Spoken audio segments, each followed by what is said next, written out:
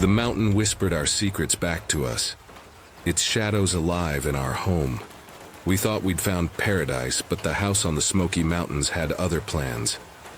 Our family lived in an old house up in the Smoky Mountains in Tennessee. It was beautiful but isolated. This isn't a ghost story for campfires. It's my life, a chilling chapter from 2015 that turned our family's dream into a haunting we couldn't escape. My parents bought it cheap because it was so far from town, nobody wanted it. The house, a crumbling relic from the 1800s, was our fresh start. We were a family of 5, me, my parents, and my 2 younger siblings. I'm Nora, 17 then, with my parents, Owen and Lila, and my siblings, Sophie and Eli. The house was old, built in the 1800s with creaky floors and weird vibes. Its warped beams and foggy windows felt alive, watching us from the moment we arrived. The isolation was stunning, peaks cloaked in mist, air sharp with pine. But the quiet was too deep, broken only by footsteps at night like someone walking upstairs, but when we checked, nobody was there. We laughed it off. Old houses creak, right? But the noises grew bolder. My little sister said she saw a shadow figure in her room standing at the foot of her bed. Sophie, only 8, described it as tall, faceless, gone when she screamed. It wasn't always scary, but it made us uneasy, like we were never really alone. The locals told us stories about the mountain spirits tied to the Cherokee who used to live here. At the general store, grizzled old-timers warned us. They said the spirits didn't like outsiders and would mess with people who built on their land. My dad, ever practical, scoffed, but Mom's eyes lingered on the peaks, uneasy. I started to feel like the house didn't want us there. The air felt heavy, charged, like we'd trespassed on something sacred. My mom said she felt like something was watching her when she was in the kitchen. Lila would pause, knife in hand, staring at nothing, her face pale. The dogs, our 2 mutts, started acting strange too. The dogs would go crazy, barking at nothing in the yard, especially at dusk. They'd stand at the fence, hackles up, eyes fixed on the trees. I'd follow their gaze, seeing only shadows, but the chill in my spine said, something was there waiting. The Smoky Mountains held secrets, and our house was their keeper. The house grew bolder, its secrets clawing at our peace. We'd hear footsteps at night like someone walking upstairs, but when we checked, nobody was there. The creaks weren't random. They paced, deliberate, stopping when we reached the stairs. Things would move on their own, like a cup sliding across the table or a door opening by itself. I'd watch a mug inch forward, heart pounding. No breeze to blame. It wasn't always scary, but it made us uneasy, like we were never really alone. The air felt thick, like the house was breathing with us. My little sister said she saw a shadow, figure in her room standing at the foot of her bed.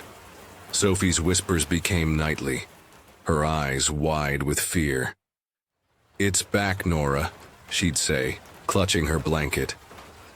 My mom said she felt like something was watching her when she was in the kitchen. Lila stopped cooking alone, her hands shaking when she held a knife.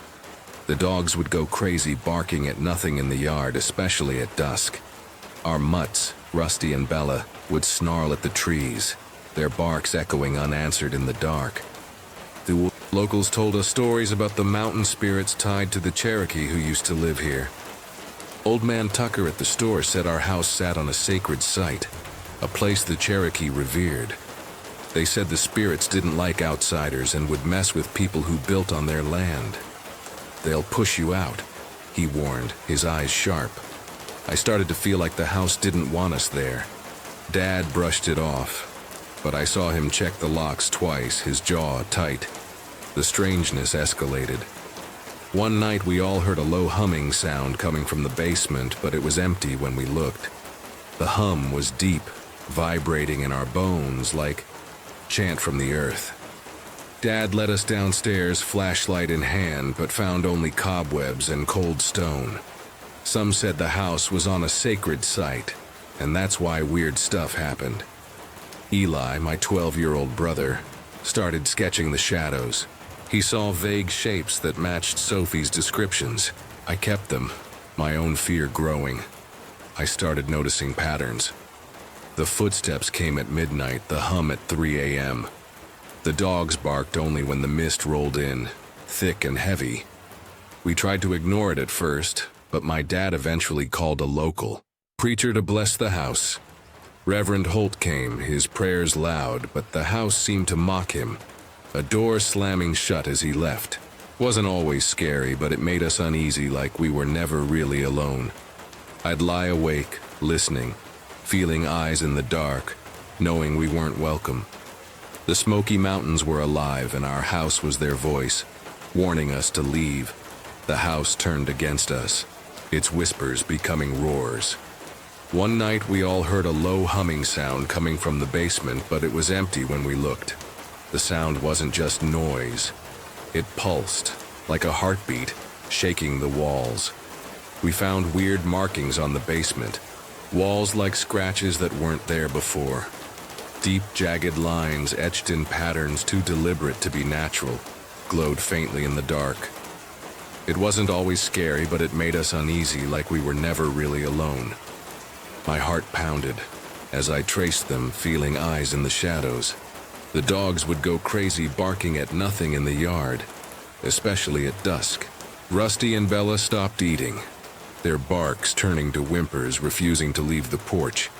Things would move on their own, like a cup sliding across the table or a door opening by itself. Doors slammed without wind, books fell from shelves, their pages opened to blank stares. My little sister said she saw a shadow figure in her room, standing at the foot of her bed. Sophie's screams woke us, her face pale as she described it.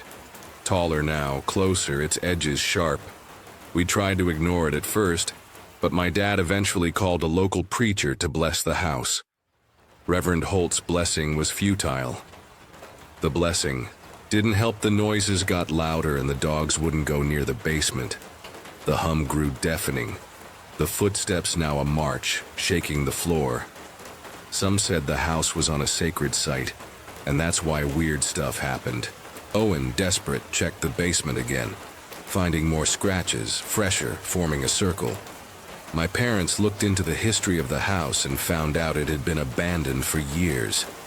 Records showed tenants fleeing, citing unseen presences. I started to feel like the house didn't want us there. I saw it too. A shadow, fleeting in the hallway. Its form human but wrong, gone when I blinked. My mom said she felt like something was watching her when she was in the kitchen. Lila collapsed one night, sobbing, saying it touched her, cold and heavy. Eli's sketches filled a notebook, each shadow more defined, their eyes hollow. Tadix hid under the table, trembling as the hum became a voice, wordless but clear. Leave. We gathered in the living room, flashlights on, praying for dawn. The locals told us stories about the mountain spirits tied to the Cherokee who used to live here. Tucker's words echoed. They said the spirits didn't like outsiders and would mess with people who built on their land. The house was no longer ours. It belonged to something older, angrier. It wasn't always scary, but it made us uneasy, like we were never really alone. The markings spread to the walls, the ceiling, claiming every inch. We were intruders, and the mountain was done, warning us. The night held us captive, its shadows closing in. The mountain's grip tightened, its spirits claiming our every moment. I started to feel like the house didn't want us there. Sleep became a memory, each night a battle against the hum, the footsteps, the shadows. I still think about that house and wonder what was really going on. Sophie stopped talking, her eyes hollow while Eli's sketches grew darker, his hands shaking as he drew. My mom said she felt like something was watching her when she was in the kitchen. Lila barely left her room, her face gaunt, whispering about cold touches in the dark. We found weird markings on the basement walls, like scratches that weren't there before. The scratches spread, appearing on doors, windows, even our car.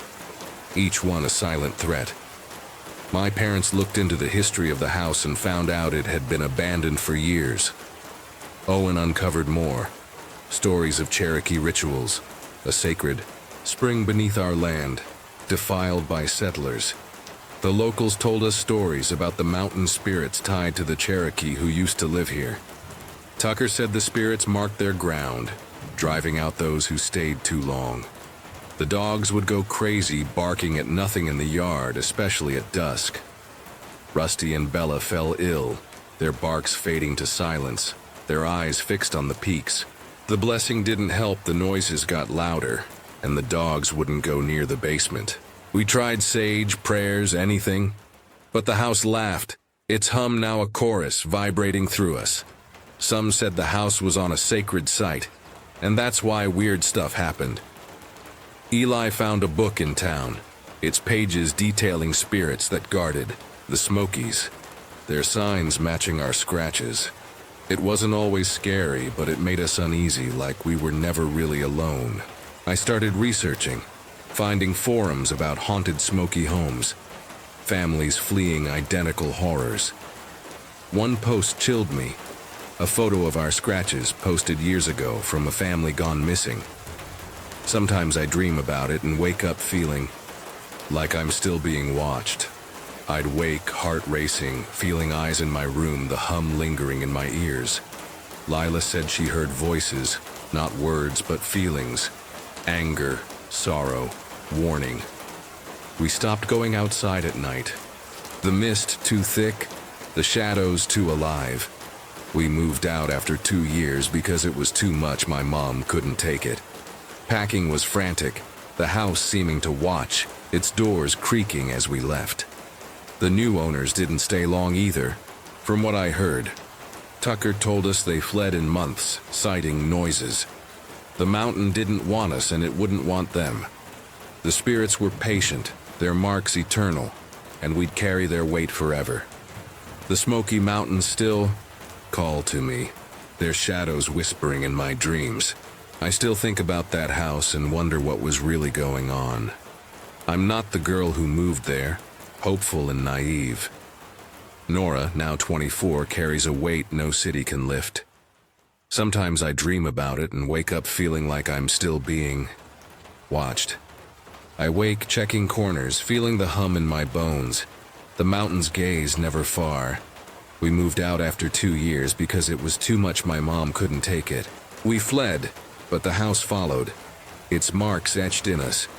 The new owners didn't stay long either, from what I heard. Tucker says they lasted 3 months, driven out by footsteps, shadows, the same hum we knew. Some said the house was on a sacred site and that's why weird stuff happened. The Cherokee spirits, guardians of the Smokies, don't forgive trespassers. The locals told us stories about the mountain spirits tied to the Cherokee who used to live here. Their tales are truth, their warnings real. They said the spirits didn't like outsiders and would mess with people who built on their land. We were outsiders, and we paid the price. It wasn't always scary, but it made us uneasy, like we were never really alone. Sophie's quiet now, her childhood stolen by shadows. Eli draws, his art haunted by those scratches. Lila sees a therapist, still feeling watched. Owen checks locks, his skepticism gone. I started to feel like the house didn't want us there. I've researched more, finding Smoky legends of spirits who marked their land, their songs in the wind, their eyes in the mist. We found weird markings on the basement walls, like scratches that weren't there before. Those marks are ours now, a brand we carry.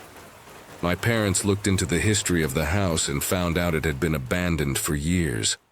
The house was a wound, its sacred ground defiled, its spirits awake. I wonder if we angered them, or if they chose us, testing our place in their world.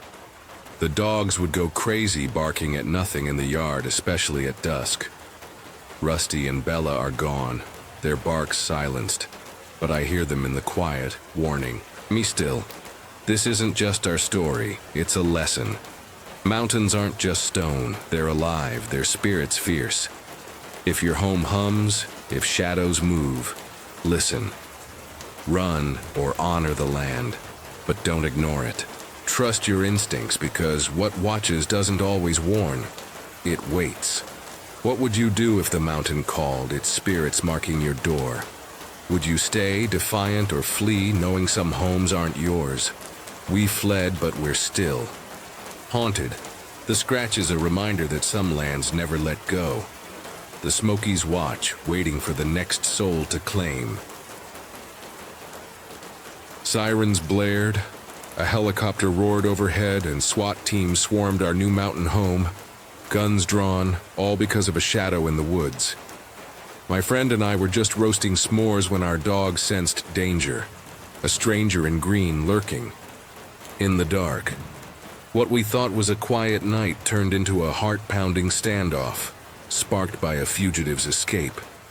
The police thought he was in our backyard, but was he? This isn't a movie. It's the night our family faced a terrifying mistake that could have ended in tragedy. Stick with me, because this story of fear, survival, and lessons learned will grip you until the very end. In the summer of 2015, my family traded our bustling city life for a quiet retreat in the mountains of Northeast America, a town of fewer than 10,000 souls. I'm Jenna, 18 at the time, fresh out of high school and gearing up for college. Our new house, nestled on a stunning piece of land with a 1.5-mile long driveway, was a haven of green trees and wildlife, far from neighbors. It was the perfect place to start over, or so we thought.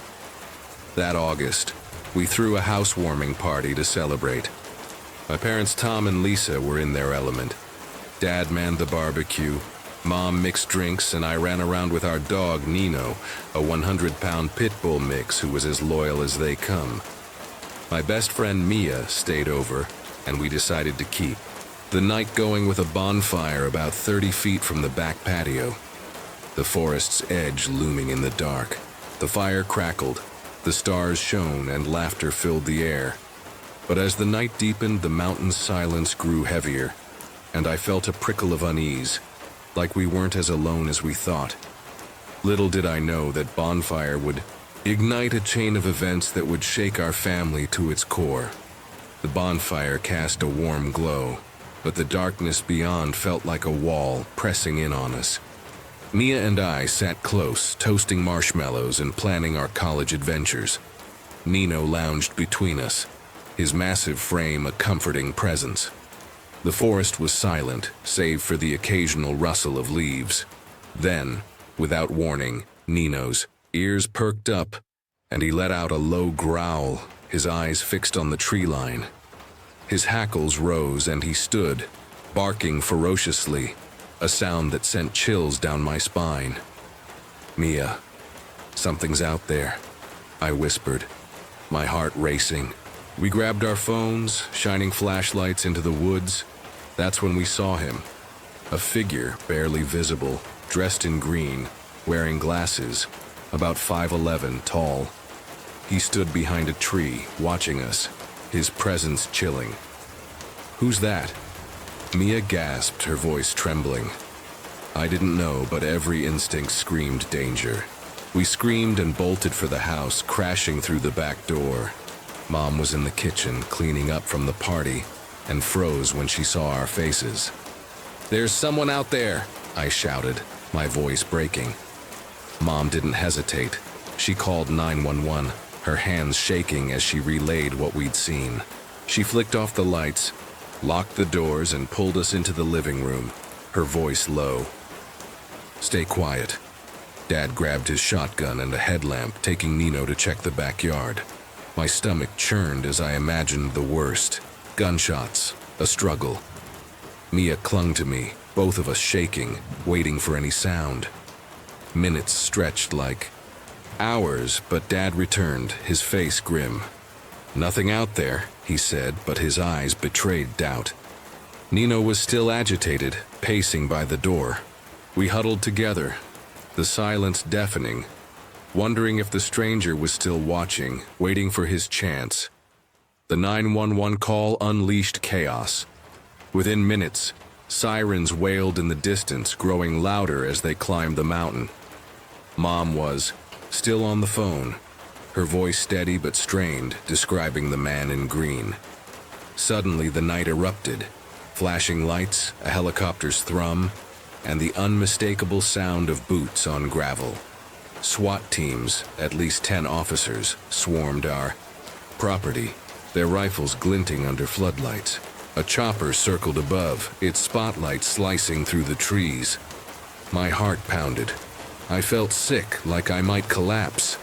The lead officer burst into the house, his face all business. "Describe the suspect," he demanded. Mia and I stammered.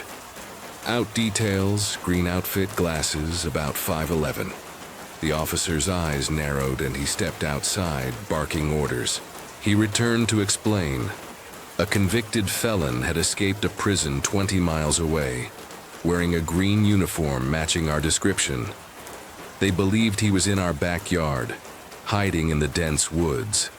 But after 25 minutes of searching, they found no trace of him.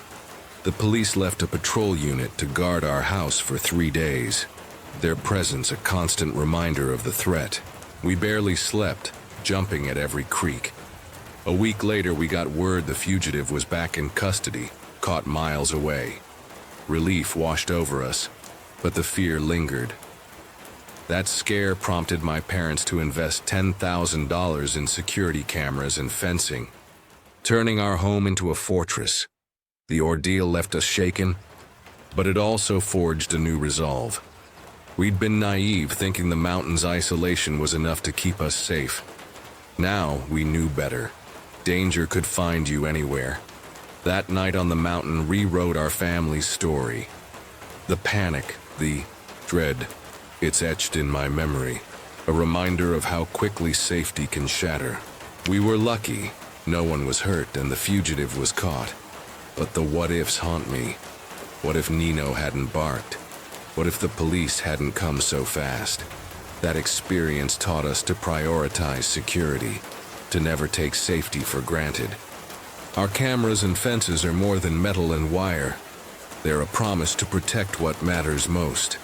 I've shared this story with friends and it sparks heated debates. Some say we overreacted, that it was just a shadow.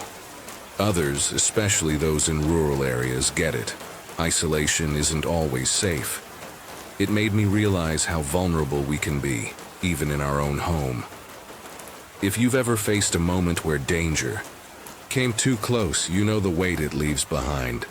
Share your story in the comments. How did you cope? What did you change? And if you saw a stranger in the dark, would you trust your instincts or brush it off? Let's talk. Stick around. For more stories that'll keep your heart racing, you won't want to miss what's next. I went into the forest after parking my car along the road that went beside it, chasing the perfect sunrise shot, when a sound stopped me cold. A sharp, deliberate knock echoing through the trees. I started to hear knocking on trees like someone was out there, watching, waiting. The knocking or the pecking seemed to follow me, growing louder, closer, as if it knew my every step. I just knew that something was mocking me, turning my quiet escape into a nightmare. That sound haunted me all the way back to my car, and what I found there will chill you to the core. Stay with me. This isn't just a story. It's a warning about what lurks in the places we think are safe. I'd always found peace in photography, capturing the raw beauty of nature before the world woke up. That morning I drove to a forest just outside Asheville, North Carolina, a place known for its misty trails and untouched trees. I went into the forest after parking my car along the road that went beside it, my camera slung over my shoulder, chasing the soft light of dawn. The air was cool, the ground damp with dew, and the only sounds were my boots crunching leaves and distant bird song.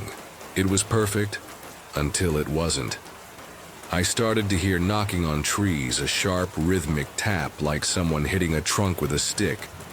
At first, I thought it was a woodpecker. It came from a tree right beside me, clear and deliberate. I scanned. The branches, camera ready, hoping to catch a shot, but saw nothing. No bird, no movement. I started to hear knocking on trees again. This time from a different direction, closer, more insistent. My heart quickened.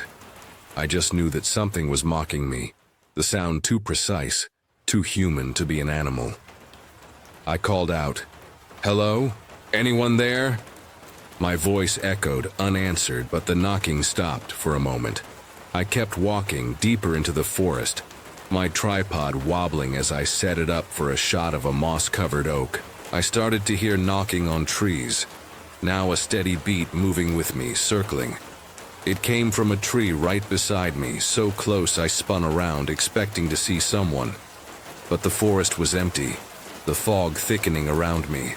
I just knew that something was mocking me, playing with my fear, daring me to stay. I tried to focus, snapping a few photos, but my hands shook, the lens blurring. This wasn't a bird.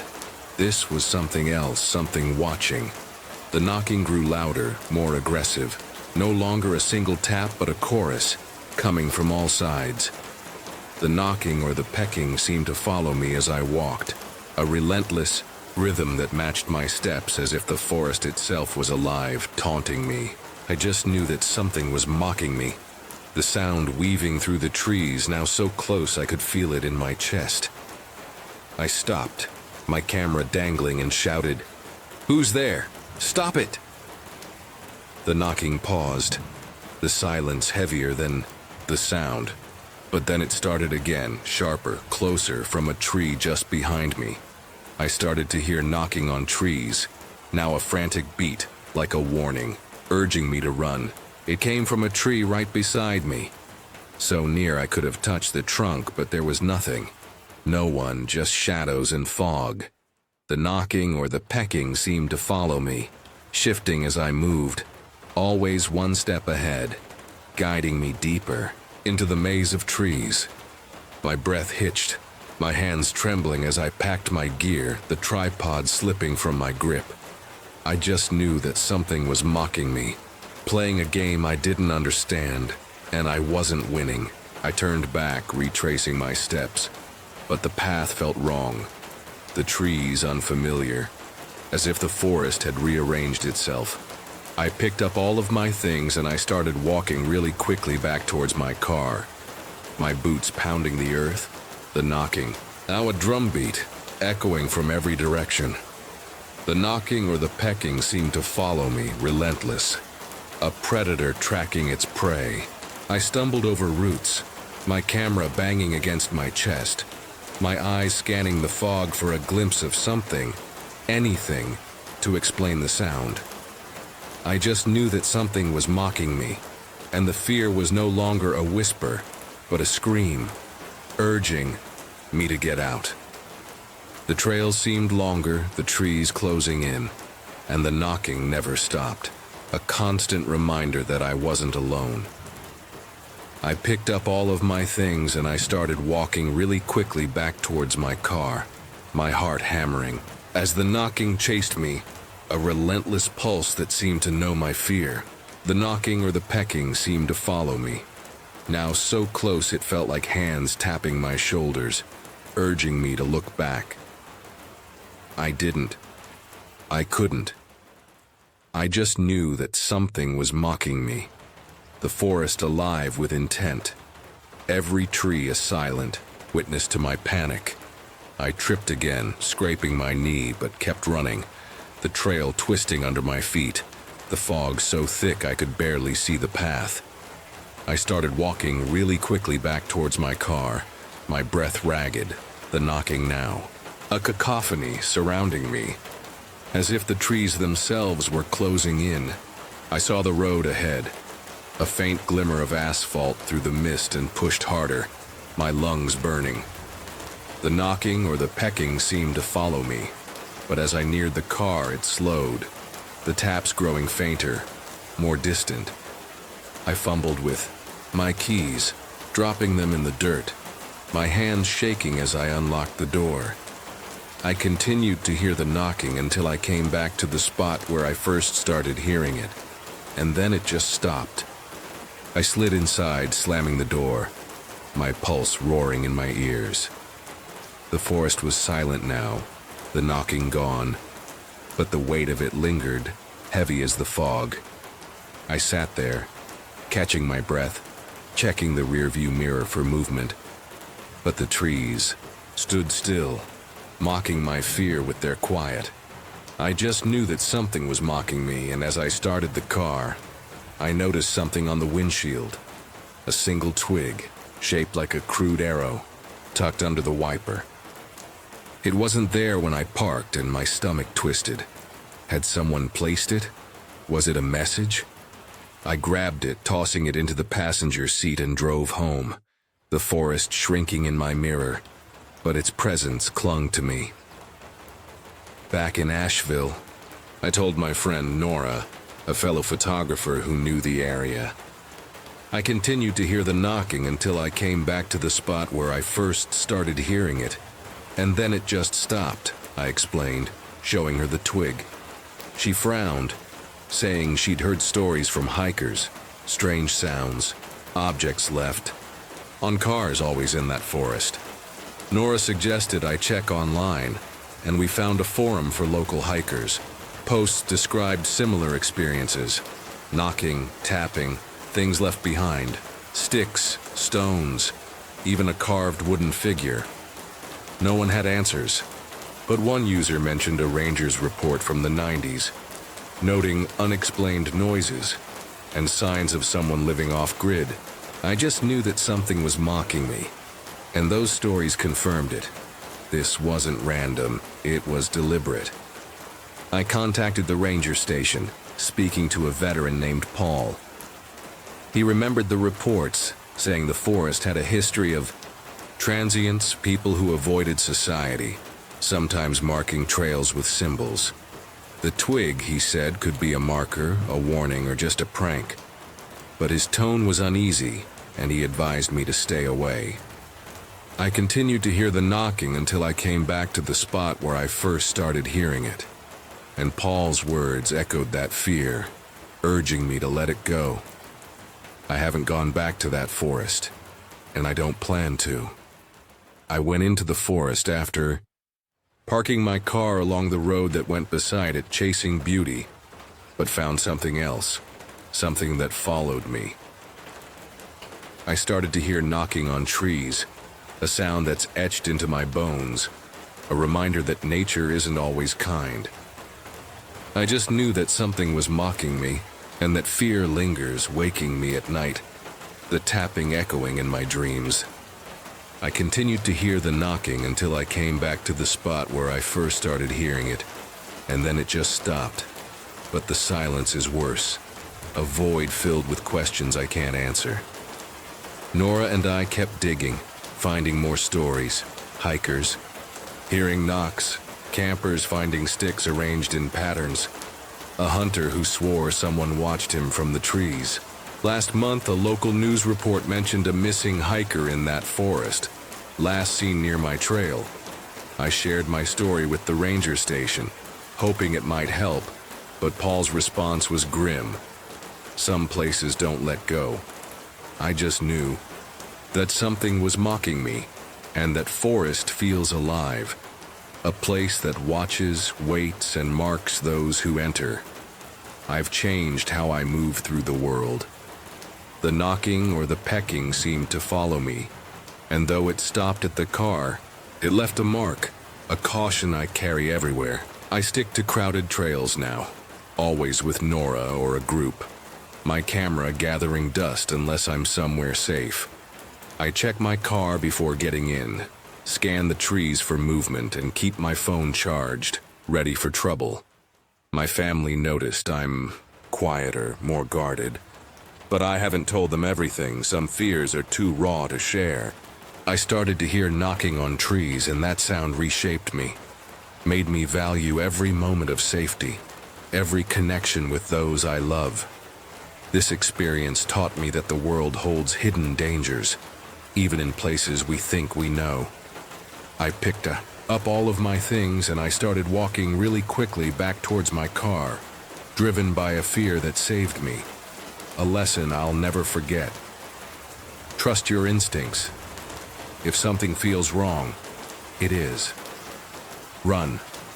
Call for help. Don't look back. I cherish my friends, my home, my life more now. Every sunrise a gift I don't take for granted. I just knew that something was mocking me. But I survived, and that's strength I draw on every day. Here's my advice. Stay alert, especially alone. Know your surroundings, trust your gut, and never ignore the signs. A sound, a shadow, a twig that doesn't belong. If you feel watched, act. Tell someone, get to safety, you're not alone. I'm still grappling with this, but sharing it gives me power. Connects me to others who felt that same chill. Maybe your story can help me, or someone else out there. Have you ever heard something in the wild that didn't belong? Felt eyes where no one should be? A sound, a sign, a moment that made you run? Share it in the comments. Your truth could guide someone, remind us we're stronger together. And if you want more stories of fear and survival, hit that subscribe button and ring the bell. The world's wild places hold secrets, but we can face them with courage. Stay sharp, stay safe, and don't ignore the knocks. You're a kid, sneaking through a dark forest, the moon barely lighting your path. The air's thick, the trees whispering secrets you don't want to hear. Then, a sound, soft, human, coming from the ancient graves nearby. Your heart stops. You're not supposed to be here. My name's Levi, and when I was 12, a summer at my grandmother's house in a small Tennessee town became a brush with something I can't explain. This isn't a campfire tale. It's the night I learned some places hold memories that don't rest, and the fear that's followed me ever since. Stay with me, because this story might change how you see the shadows. My grandmother lived in a small town. There was an old cemetery and a forest right next to her house. Sycamore Hollow, a sleepy dot in Tennessee, was where time seemed to pause. Its streets lined with clapboard houses and fading storefronts. Grandma's place, a weathered cottage with a sagging porch, sat at the edge of town, backed by a dense forest and an ancient cemetery, its headstones crumbling under moss. My grandmother lived in a small town. There was an old cemetery and a forest right next to her house. Every summer I'd spend weeks there, drawn to her stories and the town's quiet charm, but always wary of that graveyard, its iron gate, rusted and half open. Grandma was a storyteller, her voice weaving magic over lemonade and pie. She'd tell me stories about that cemetery, whispers at night, shadows moving between the graves. She spoke of whispers heard after dusk, shadows flitting among the tombs, tales passed down from her own grandmother. "Respect that place, Levi," she'd say, her eyes sharp. "It's older than this town, and it remembers." I'd nod, half laughing, but the story stuck, painting the cemetery as a living thing, watchful and unforgiving. The forest, too, felt heavy, its pines swallowing light, their branches creaking like voices. That summer of 2008, I was restless, eager for adventure. Sycamore Hollow's kids told their own tales. Ghosts, lost souls, lights in the graveyard. But I was skeptical, a city boy testing his courage. One night after Grandma went to bed, I slipped out, flashlight in hand, drawn to the forest's edge. I was walking through the forest. I heard whispers, not the wind, and saw something moving in the cemetery. The moon was thin, casting jagged shadows, and the air was cool, thick with the scent of earth. I stepped into the trees, heart thudding, chasing a dare I'd made with myself. That's when I heard it. A whisper, soft but human, coming from the graves. My adventure was about to become a nightmare. The whisper cut through the night, low and unintelligible, like a voice muffled by time. I was walking through the forest. I heard whispers, not the wind, and saw something moving in the cemetery. I froze, flashlight trembling, its beams slicing the dark. The forest was a maze of shadows, the pines looming like silent judges. Swung the light toward the cemetery, its headstones jagged against the moon's faint glow. There, between two graves, a shape moved, vague and fleeting, like smoke caught in the wind. My breath caught, my skin prickling. I heard whispers, not the wind, and saw something moving in the cemetery. It wasn't the wind, not an animal. This was deliberate, human. I took a step back, heart pounding, telling myself it was a trick of the light. I was walking through the forest. I heard whispers, not the wind. The whisper came again, closer, a chorus of soft voices, words I couldn't make out, curling around me. I swung the flashlight wildly, catching glimpses of the iron gate, the tilted stones, but no one was there, or so I thought. Another shadow darted, this time near the forest's edge, a figure too tall, too thin, slipping behind a tree. My courage crumbled, replaced by raw fear. "Who's there?" I shouted, my voice small, swallowed by the trees. I wanted to run, but my legs felt heavy, rooted by dread. I heard whispers, not the wind, and saw something moving in the cemetery. The whispers grew louder, overlapping, a murmur that seemed to come from the ground itself.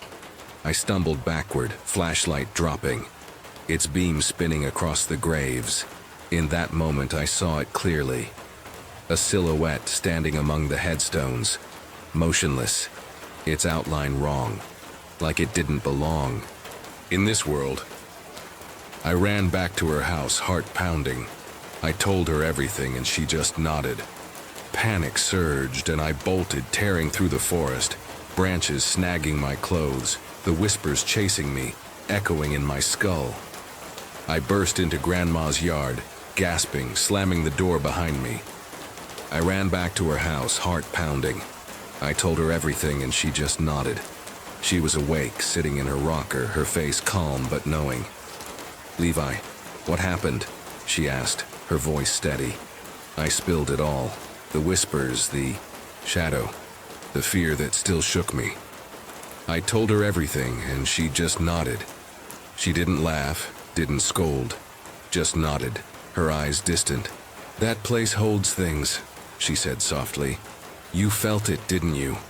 I nodded, tears welling, knowing I'd crossed a line I couldn't uncross, touched something I wasn't meant to see. Grandma's words hung heavy, her calm acceptance more unsettling than comfort. I ran back to her house, heart pounding. I told her everything and she just nodded. I sat on the couch, flashlight still clutched, my heart still racing. "What was it, Grandma?" I asked, voice trembling.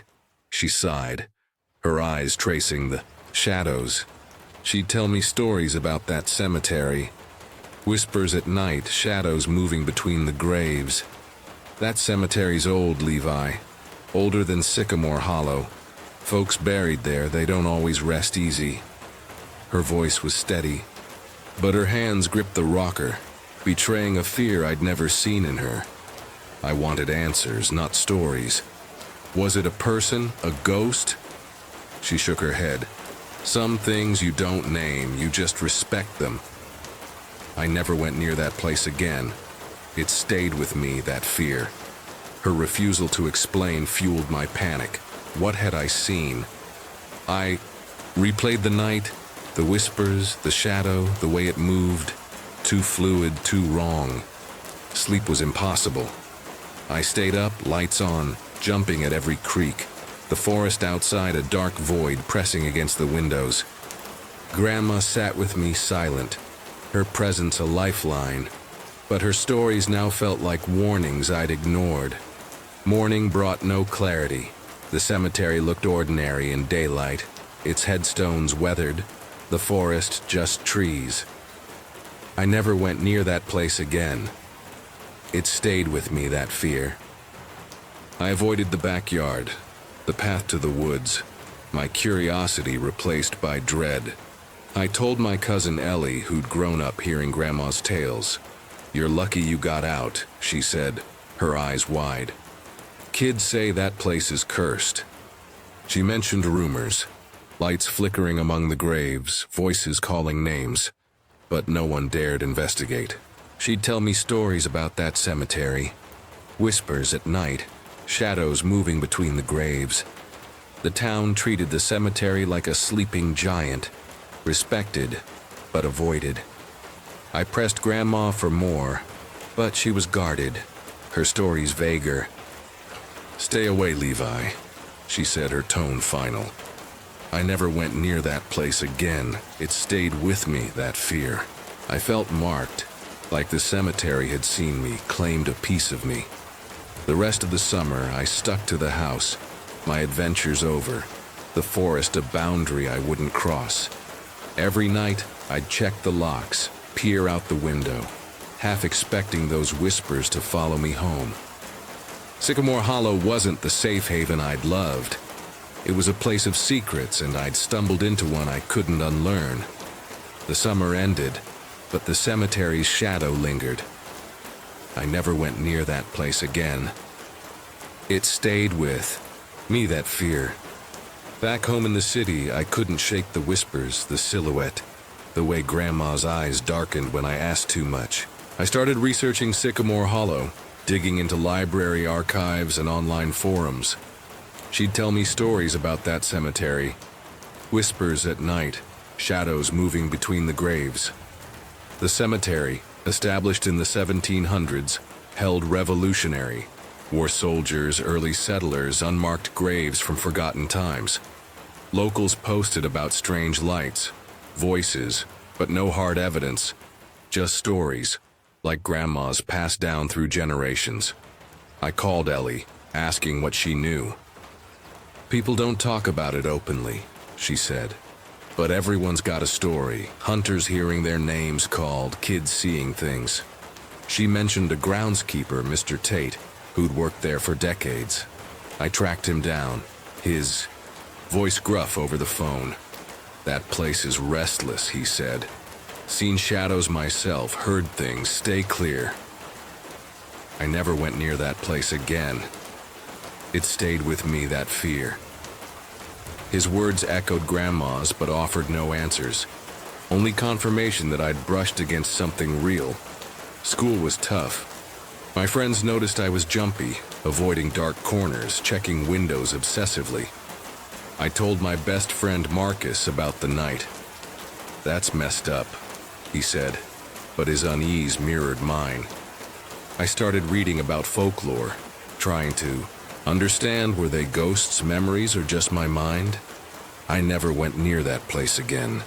It stayed with me, that fear. The fear wasn't just about what I'd seen. It was the violation. The sense that the cemetery knew me, watched me. I avoided parks, forests, anything that felt too open, too old. Grandma called often, checking in, her voice softer now. "You're okay, Levi," she'd say, but I heard the worry. She admitted the cemetery had always scared her, even as a girl. "Some places hold on to pain," she said. "You felt it." She'd tell me stories about that cemetery. Whispers at night, shadows moving between the graves. Her words stayed with me, a reminder that Sycamore Hollow wasn't just a town. It was a keeper of secrets, and I'd peeked behind its veil.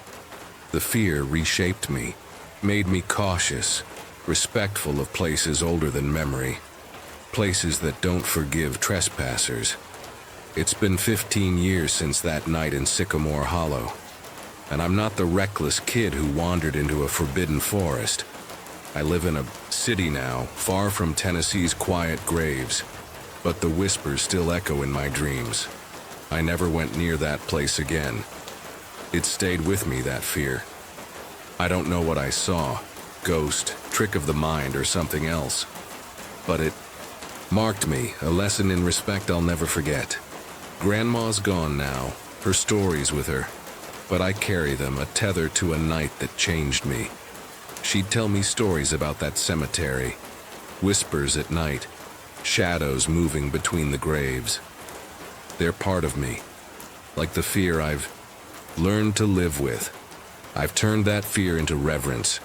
I tell my friends, my co-workers, respect old places, cemeteries, forests. They hold stories, pain, things we don't understand. I never went near that place again. It stayed with me, that fear.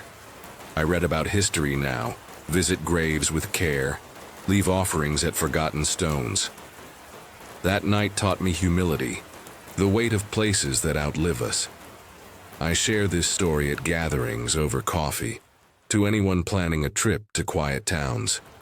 They listen, intrigued, but they don't feel the chill, the way it rewrites your sense of safety. I never went back to Sycamore Hollow. The cemetery's still there, I'm sure, its headstones crumbling, its secrets intact. Was it a spirit? A warning? Grandma's nod, Mr. Tate's words suggest something older, deeper than I'll ever grasp. I never went near that place again. It stayed with me, that fear. I've accepted the mystery, let it guide me without consuming me. Sycamore Hollow wasn't just a visit. It was a reckoning, a glimpse into a world that doesn't welcome the curious, but demands respect. If you find yourself near an old cemetery, a forest that feels too still, listen to the locals, honor the ground you walk. The dead don't always rest, and the living aren't always welcome. Trust that whisper in the dark, that shadow at the edge of your sight. It saved me once, and it might save you. Because out there, among the graves, something's listening, and it knows your name.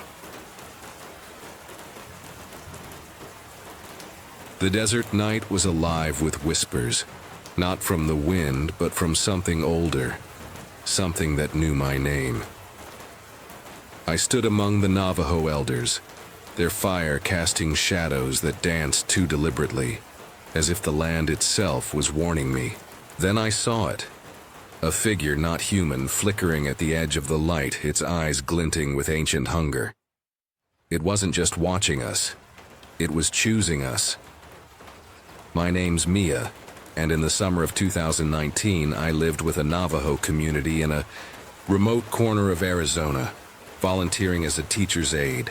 I was living with a Native American community in a remote part of the desert to assist with a summer program for kids, drawn to the land's raw beauty and the elders' stories. The area was isolated, surrounded by miles of desert and canyons. The community was tight-knit, their traditions steeped in respect for the land, but they spoke of spirits, entities that roamed the canyons, guarding secrets older than time. The elders often talked about spirits or entities that they believed lived in the land. That night, we gathered for a ceremony, a ritual to honor the ancestors, the fire crackling under a starless sky. That night, we were gathered around a fire for a ceremony, and the elders were telling stories. The air was heavy, the desert silent but not empty. I felt it, a presence, watching from the dark. I started feeling uneasy, like something was watching us from the shadows. The elders chanted, their voices low, but my skin prickled, my neck tingling, as if eyes were boring into me from beyond the fire's glow. I glanced into the darkness, my flashlight catching a flicker. A figure tall and thin, its form shifting like smoke given shape. I saw something in the distance, a figure or shape that didn't look human. My heart skipped, my breath shallow as it moved, gliding silently, its eyes two glints of light. not reflecting, but burning. It was there one moment and gone the next, but I knew I'd seen it. I turned to an elder, Lena, whispering what I'd seen, but she only nodded, her face grim, saying, "It's the walker, it sees you now." Her words chilled me, the hum of the chants growing louder as if the land was responding. The figure appeared again, closer, its form flickering, the air colder, heavier. I gripped my flashlight, my hands trembling, but the beam wavered, dimming as if the desert itself was draining it. I felt like it was aware of me, like it was singling me out. The elders continued, unperturbed, but I saw their eyes dart to the shadows, their chants sharper, protective. The desert wasn't just a place, it was a threshold, and I'd stepped into its gaze, marked by something that didn't want me here. The fire's glow flickered, the elders' chants a shield against the dark, but the figure, the walker, was still there, its glinting eyes fixed on me from the desert's edge. I tried to focus on the ceremony, but I couldn't shake the feeling that it was still out there. The hum of the chants grew erratic, the air colder, as if the land was reacting to its presence. I clutched my flashlight, its beam weak, barely piercing the night, and whispered to Lena, asking what the walker was. One of the elders whispered to me that it was a spirit tied to the land, something ancient and not friendly.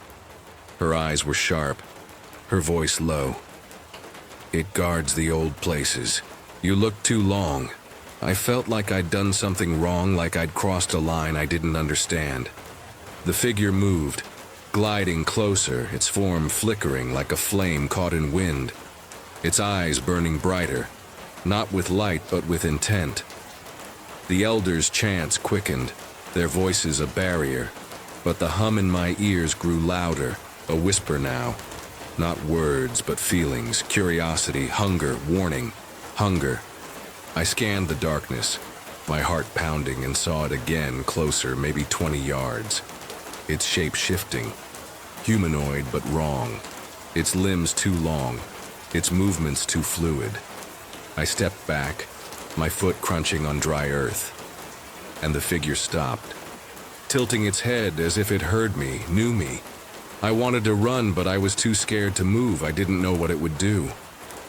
The fire flared, shadows lunging, and Lena grabbed my arm, pulling me closer to the circle, her grip firm. "Don't look at it," she hissed, but I couldn't help it. Its eyes pulled me like a void I couldn't escape.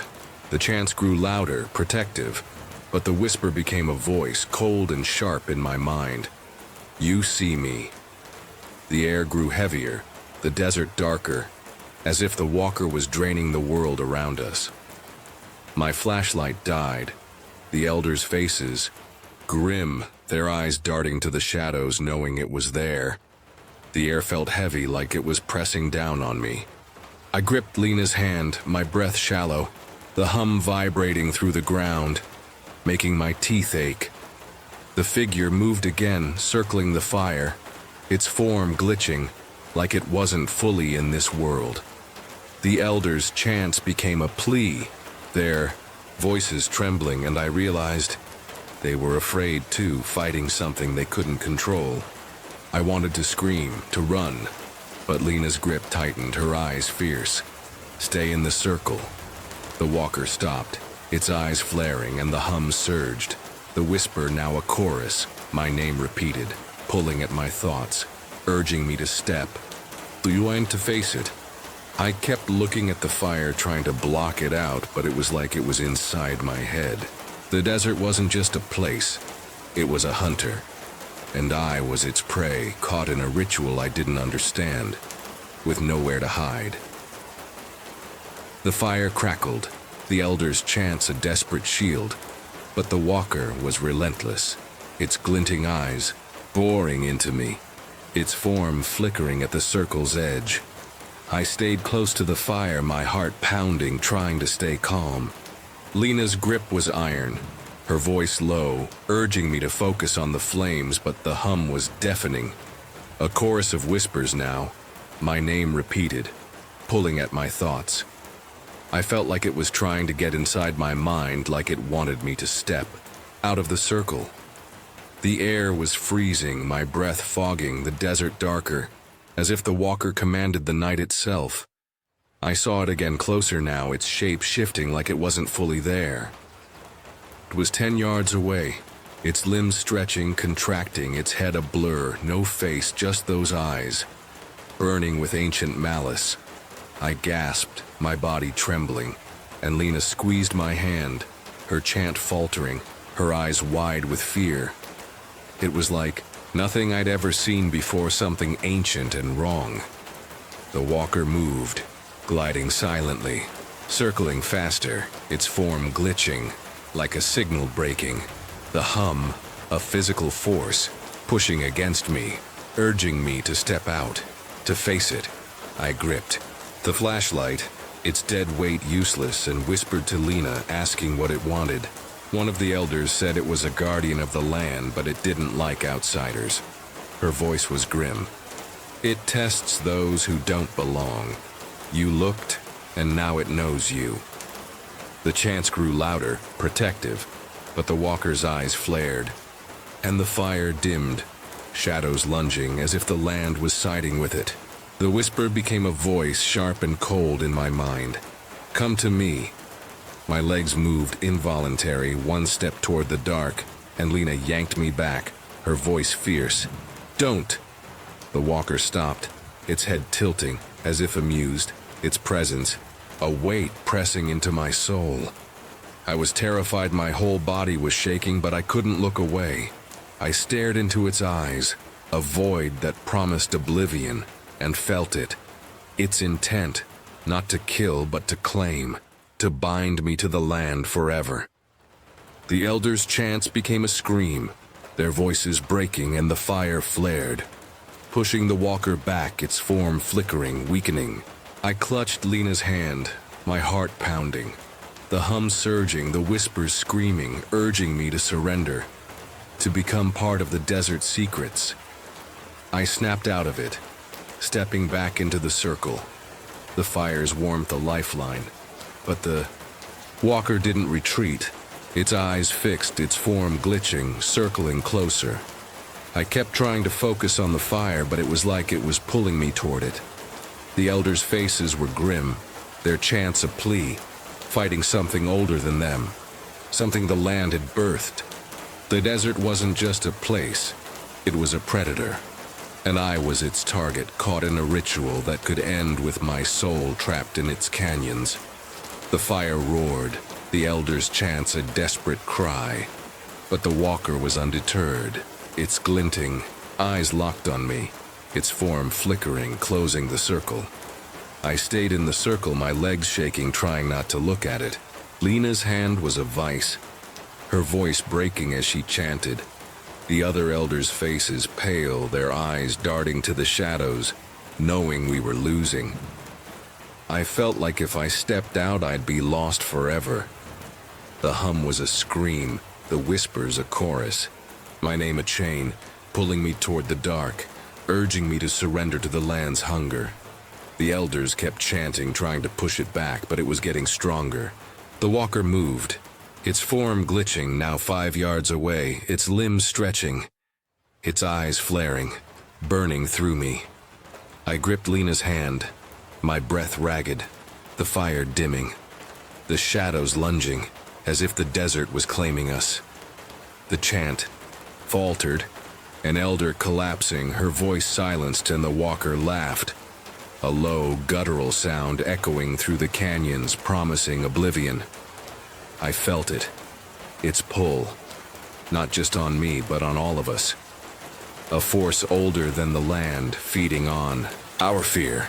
Lena shouted, her voice fierce, throwing ash into the fire, the flames flaring, pushing the walker back. One of the elders threw something into the fire, and it flared up, pushing the thing back. Its form flickered, weakening, but its eyes never left me. Its whisper sharp. You're mine. I stumbled, my legs buckling, but Lena held me, her chant a roar, the others joining. their voices a shield fighting the land's will. The walker retreated, its form glitching, fading into the dark. But the hum lingered, the whispers fading, promising it wasn't done. It collapsed. The fire's warmth a lifeline, but the elders' faces were grim, their chants slowing, exhausted. Lena whispered, "It's not gone. It waits." I didn't sleep that night. I kept expecting it to come back. I stayed by the fire, clutching my flashlight, its beam useless, the desert silent but alive, watching. Dawn broke, the elders silent, their eyes heavy with knowledge, knowing we'd only delayed it. I packed my things, my hands trembling, and left the community, driving through the canyons, the hum faint but persistent, echoing in my ears. I stopped at a gas station, my breath still shallow. The walker's eyes burned into my mind. I kept looking out into the desert, expecting to see it following me. The car was scratched, the windshield cracked, proof it was real. I drove home, the hum fading, but the desert's weight stayed, like I'd left something behind, something it had claimed. I didn't go back to that community, I couldn't. The land wasn't just a place, it was a hunter, and I'd been its prey, marked by something that didn't let go. At home, I locked every door, the hum still echoing in my mind. The walkers, glinting eyes, a shadow in every dark corner. I was shaken up for weeks, I couldn't sleep. I kept feeling like it was still out there. The desert had changed me, its silence a scar, the walker's form a nightmare I couldn't shake. I quit volunteering, avoided open spaces, kept lights on at night, but the hum followed, faint in quiet moments like a signal I couldn't escape. I never went back to that place, I couldn't. The community was no longer a refuge. It was a trap, and I'd barely escaped. I researched Navajo lore, finding stories of skinwalkers, Yenaldlushi, beings tied to the land, neither human nor spirit, guarding sacred places. The elders' tales matched, entities that tested outsiders, claiming those who looked too long. I still feel like it's out there waiting for me to come back. I installed cameras, checked windows obsessively, but nothing erased the feeling that something was watching, waiting for me to return. The walker's eyes haunted me, a void that promised I'd never be free, a mark I carried from that night. I shared my story with a friend, a cultural anthropologist who'd studied Navajo traditions. She wasn't surprised, saying the desert held spirits older than the tribes, things that didn't forgive trespassers. She'd heard of the walker, seen accounts of its eyes, its hum, and advised me to stay away, to respect the land's boundaries. I tried, but the walker had taken something, my peace, my trust in the night. I joined online forums, connecting with others who'd seen it, travelers, researchers, their stories mirroring mine. Glinting eyes, whispers, a hum that never left. We traded theories, spirits, guardians, but all agreed it was real. I kept a journal sketching the walker, documenting every detail, hoping to understand, to reclaim some control. The sketches were crude, but they captured its essence. Tall, flickering, wrong. I don't know what it was, but I know it was real, and I know it's still out there. The desert wasn't just a place, it was a boundary, and I'd crossed it, seen what wasn't meant to be seen. I burned sage, hung charms, but the hum persisted, a reminder I'd never be free. I don't know why it let me go, but I'm just glad I got away. If you venture into sacred lands, tread lightly. Don't look too long, don't linger where the silence grows heavy. Respect the stories, the warnings, the chants that keep the dark at bay. I was lucky, but the walker's still out there, its glinting eyes waiting for the next outsider to claim. The desert keeps its secrets, and some are hungry, ready to bind you when the night falls. I'll never know what it wanted. But I know. It's not done, and neither am I. I'm still searching for answers, still trying to outrun that hum.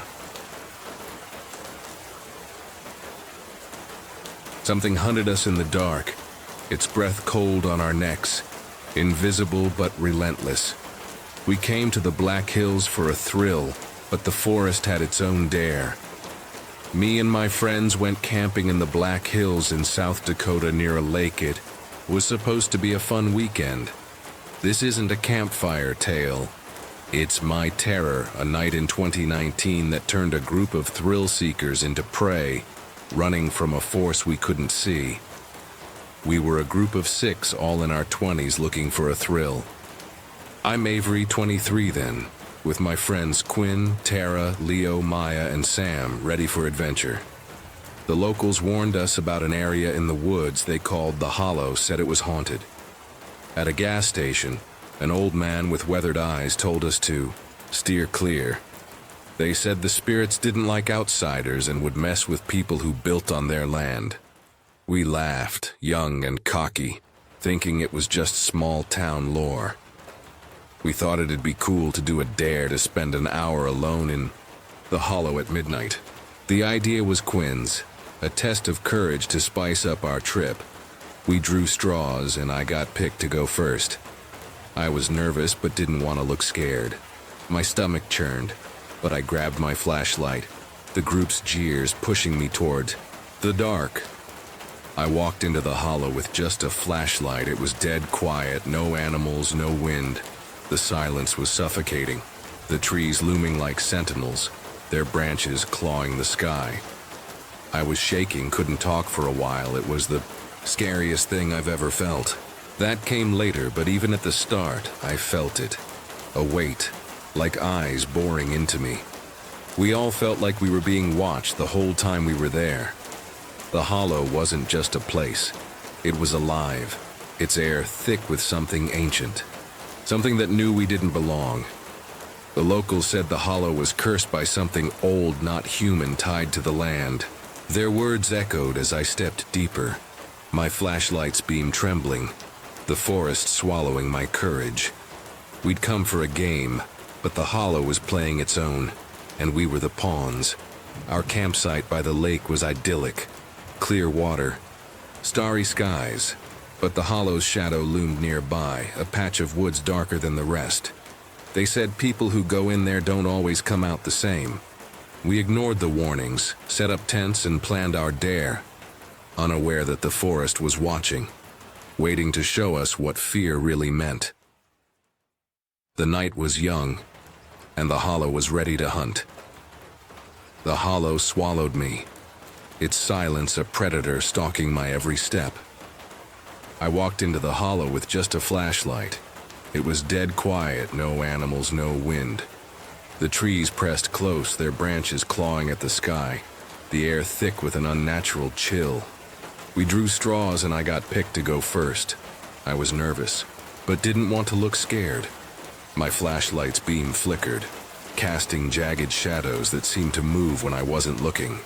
We all felt like we were being watched the whole time we were there.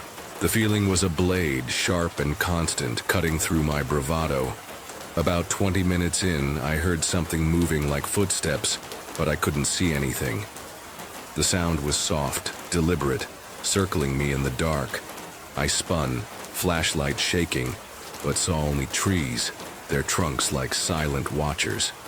I was shaking, couldn't talk for a while. It was the scariest thing I've ever felt.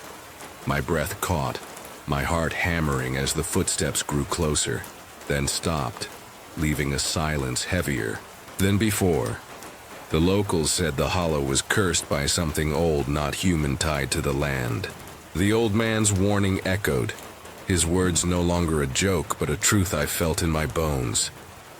Back at camp, my friends waited, their laughter fading as the dare loomed. We thought it'd be cool to do a dare to spend an hour alone in the Hollow at midnight. Quinn, the instigator, had pushed us into it, but now his grin was forced, his eyes darting to the woods. We tried to laugh it off at first, but nobody wanted to do the dare after me. I'd only been in the hollow 20 minutes, but it felt like hours, each second stretching under that unseen gaze. Tara clutched her phone, checking for signal. Nothing, just static. The campfire crackled, but its warmth couldn't reach me. Our campfire kept going out even though we kept adding wood. Leo tossed logs on, cursing as the flames died, the air growing colder, heavier. We all felt like we were being watched the whole time we were there. Maya whispered about her grandma's stories, tales of Black Hill spirits that guarded sacred grounds, punishing those who trespassed. They said people who go in there don't always come out the same. I wanted to scoff, but the footsteps, the silence, they were real and they weren't done. I told them what I'd heard, my voice unsteady. "Something's out there," I said, expecting ridicule, but their faces were pale, their eyes on the hollow. It wasn't just me, the others, who went in after me, heard stuff too. Sam volunteered next, his bravado masking fear, but I saw his hands shake as he grabbed a flashlight. The forest waited, its darkness a trap, and I knew the dare was a mistake. The hollow was alive, and it was hungry for more than our courage. The hollow unleashed its hunter, and I ran for my life. About 20 minutes in, I heard something moving like footsteps, but I couldn't see anything. The sound was everywhere, a cacophony of cracks and rustles closing in. Then I felt this cold breath on my neck, like someone was right behind me, but nobody was there. My skin crawled, my flashlight flickering, its beam swallowed by the dark. I started running back to camp, my flashlight flickering like it was dying. The forest roared, branches snapping, an unseen force tearing through the trees. It felt like something was chasing me. I could hear it crashing through the trees. The air grew heavy, the cold breath now a pressure pushing me forward. I made it back to camp, and my friend said I looked white as a ghost. I collapsed by the fire, gasping, my hands shaking as I tried to speak. I was shaking, couldn't talk. For a while, it was the scariest thing I've ever felt. Quinn grabbed my shoulders, his eyes wide. "What happened, Avery?" he demanded. But I could only point to the hollow, its darkness pulsing. It wasn't just me, the others who went in after me heard stuff too. Sam returned 10 minutes later, his face ashen, muttering about footsteps. A shadow that moved too fast. Tara went next, lasting 5 minutes before sprinting back, screaming about a breath on her face. We tried to laugh it off at first, but nobody wanted to do the dare after me. The dare was dead, our courage shattered by something we couldn't see. The locals said the hollow was cursed by something old, not human, tied to the land. Their words were no longer folklore. They were our reality. One friend swore he saw a shadow moving between the trees, but it vanished. Leo, trembling, pointed to the woods, his voice barely audible. The campfire sputtered, refusing to stay lit. Our campfire kept going out even though we kept adding wood. Maya clutched her necklace, whispering prayers, her grandma's warnings, now a lifeline. They said people who go in there don't always come out the same. The hollow wasn't just haunted, it was a predator, its invisible hunter stalking us, its breath a promise of more. We huddled together, flashlights on, the forest alive with sounds, cracks, whispers, a low hum that wasn't there before. We checked the area the next day, but found nothing to explain what happened. The hollow gave no clues, its trees silent, but the weight remained pressing on us. We all felt like we were being watched the whole time we were there. I felt it still, that cold breath, those unseen eyes, as if the hunter had followed me back, waiting for the dark to strike again. The night was a trap, and we were its prey, marked by the hollow's curse. The hollow's hunter left us broken, its shadow clinging to our souls. We packed up and left the next morning, didn't even stay the whole weekend. We tore down the tents, hands shaking, the forest watching as we fled. I still get chills thinking about it, and I'll never go back to that place. Avery, once fearless, now flinches at shadows. The cold breath, a memory I can't shake. Sometimes I feel like something followed me home. I hear noises at night. Creaks, whispers, a hum in the dark. I wake, heart pounding, checking windows, feeling eyes where none should be. The next day we found weird scratches on our tents like claw marks, but no animal tracks. The marks were deep, jagged, impossible for a bear or cougar. Yet the ground was clean. No prints, no trace. We checked the area the next day but found nothing to explain what happened. The hollow kept its secrets, its silence mocking our fear. One friend swore he saw a shadow moving between the trees, but it vanished. Leo's sighting haunted us. His sketch of the shadow, tall, formless, matching what Tara felt, what I ran from. The locals said the hollow was cursed by something old, not human, tied to the land. We stopped at the gas station, desperate for answers. The old man nodded, unsurprised. They said people who go in there don't always come out the same. You're marked now, he said, his eyes heavy. It knows you. We all felt like we were being watched the whole time we were there. That feeling followed us home. A weight we couldn't shake, a presence in every quiet moment. It wasn't just me, the others who went in after me heard stuff too. Sam avoids the woods, his laughter gone. Tara sees a therapist, haunted by that breath. Maya prays daily, her necklace never off. Quinn, the Dare's architect, won't talk about it, his guilt a wall. I was shaking, couldn't talk for a while. It was the scariest thing I've ever felt. I researched the hollow, finding stories of missing hikers, campers changed forever, their accounts mirroring ours. Footsteps, breaths, shadows with no source. The Black Hills hold something ancient, tied to the land's blood. Our campfire kept going out even though we kept adding wood. That detail stuck, a sign of the hollow's power, its ability to snuff out light, hope. I wonder if we woke it. Our dare, a challenge it accepted. They said the spirits didn't like outsiders and would mess with people who built on their land. We were outsiders, and the hollow marked us. Its curse, a shadow we carry, a whisper we can't unhear. The forest waits, its hunter patient, and I fear it's not done with us. The hollow's mark is permanent, a chill I carry in my blood. I still get chills thinking about it, and I'll never go back to that place. Avery, now 27, isn't the thrill seeker who laughed at warnings. Sometimes I feel like something followed me home. I hear noises at night, whispers, footsteps, a cold breath in the dark.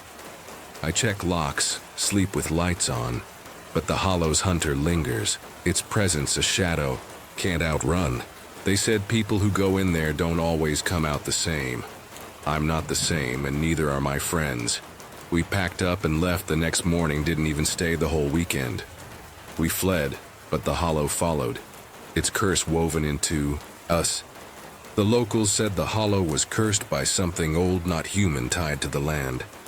Their tales of spirits older than the hills guarding sacred ground are no longer stories. They're my truth.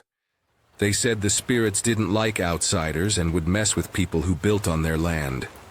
We were fools, challenging a force we couldn't comprehend, and we paid with our peace. We all felt like we were being watched the whole time we were there. That gaze follows me in every quiet moment, every dark corner. The next day we found weird scratches on our tents, like claw marks but no animal tracks. Those marks are symbols now, etched in my mind, a reminder of what hunted us. I was shaking, couldn't talk for a while. It was the scariest thing I've ever felt. Tara hears footsteps in her apartment. Sam sees shadows in his mirrors. Maya prays, against whispers only she hears. We're marked, bound by the hollow's touch. It wasn't just me, the others who went in after me heard stuff too. Our group is fractured, our friendship strained by fear. I've read more. Black Hills legends. Tales of entities that claim those who trespass. Their breath a warning. Their shadows a sentence. One friend swore he saw a shadow moving between the trees, but it vanished. Leo's sketch haunts me. A formless thing with eyes I feel but never see. They said people who go in there don't always come out the same. The hollow changed us. Its curse a weight we'll carry forever. This isn't just our story, it's a warning. Forests aren't just trees, they're alive, their spirits fierce.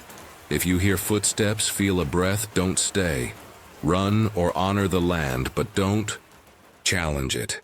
Trust your instincts, because what hunts in the dark doesn't always show itself. It waits. What would you do if the forest breathed your name, its shadows chasing you? Would you dare or flee, knowing some hunts never end? We ran, but we're still prey. The hollows mark a reminder that some places claim you forever. The Black Hills wait, their hunter ready for the next soul to cross its path. A bone-chilling growl shook our camper in the Michigan wilderness, and something massive rattled the door, clawing at the windows. At 13, I huddled with my friends, praying we'd survive the night. It wasn't a bear. It felt like a Wendigo, straight out of native legend, stalking us on sacred land. For hours, it tormented us, leaving scars on our camper and our minds. Was it a monster, or something worse? This story will drag you into the heart of terror, where the forest hides. Secrets that hunger for the living. Stay with me. This isn't just a campfire tale, it's a nightmare we barely escaped. In the fall of my 13th year, I found myself in the wilds of Michigan's Upper Peninsula, a place where forests stretch endless and the past feels alive.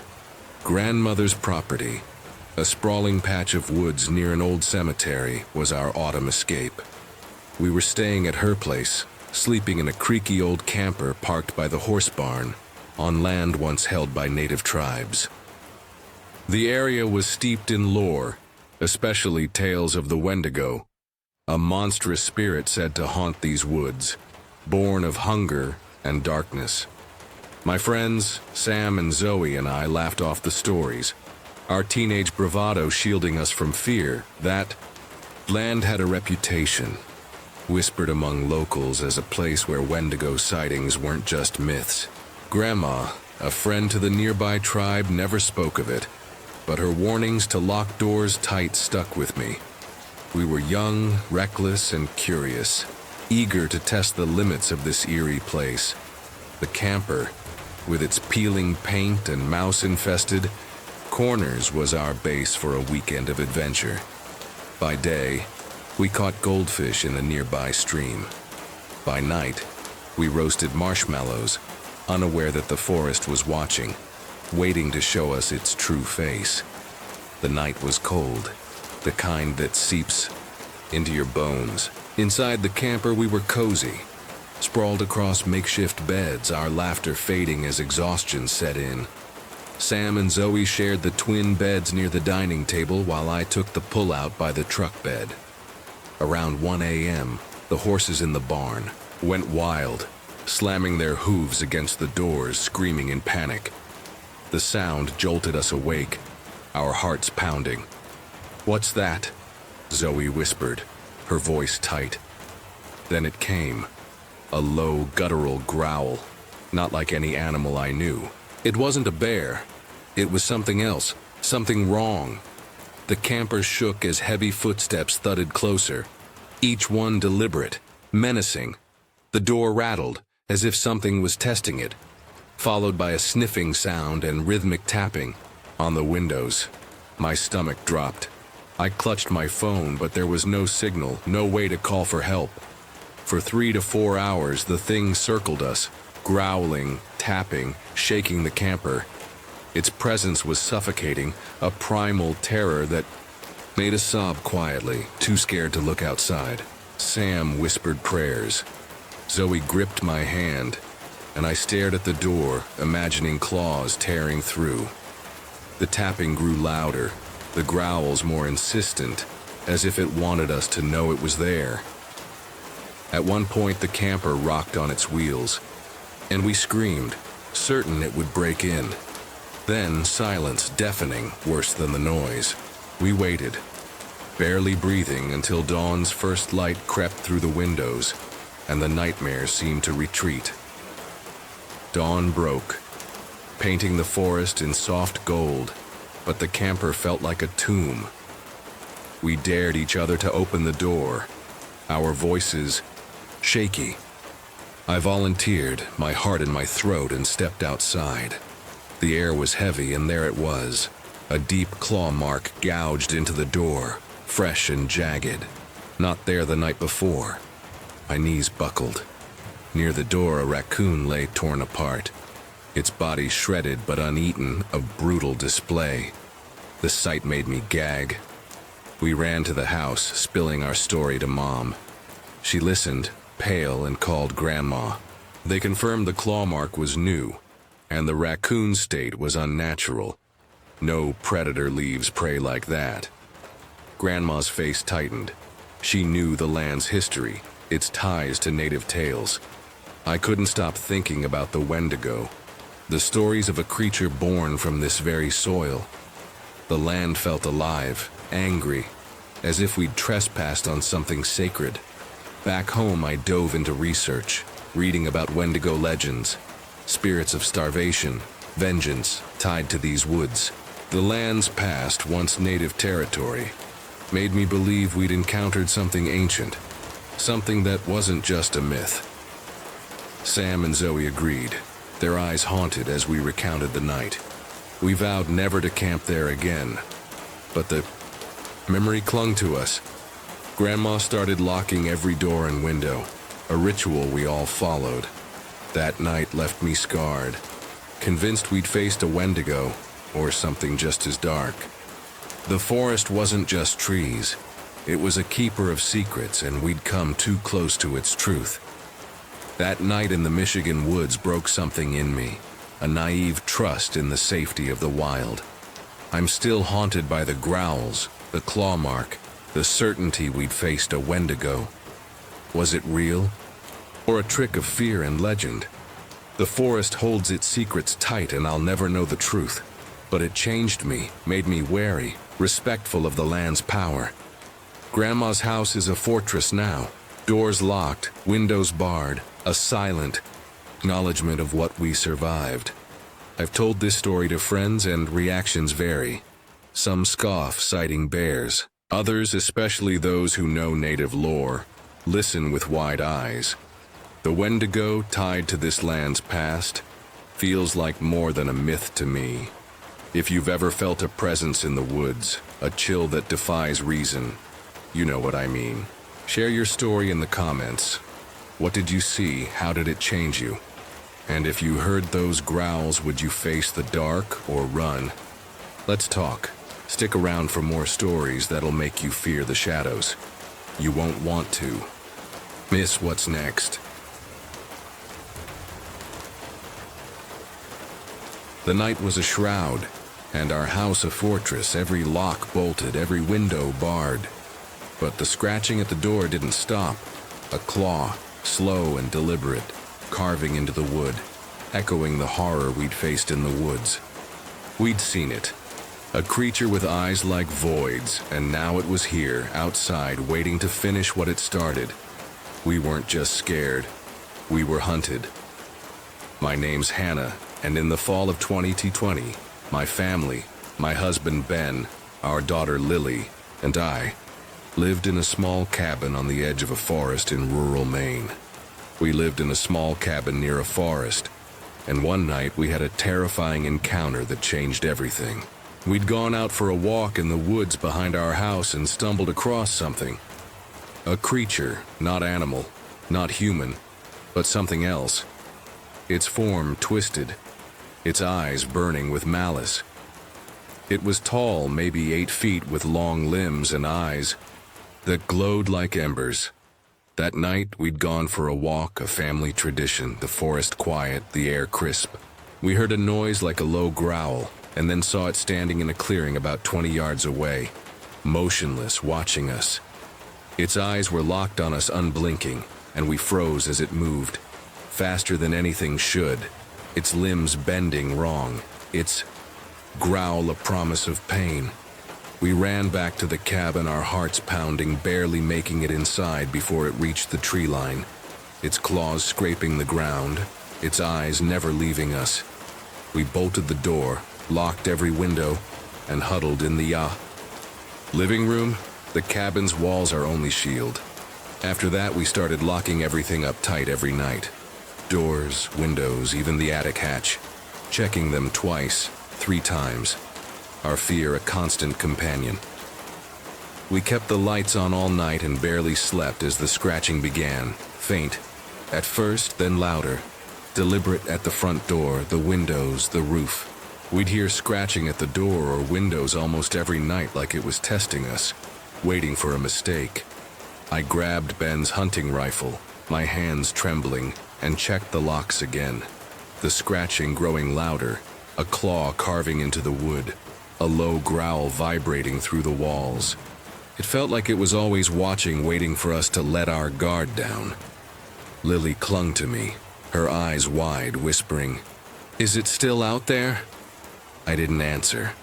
I couldn't, not when I felt its eyes, those glowing voids, boring into us, from the dark.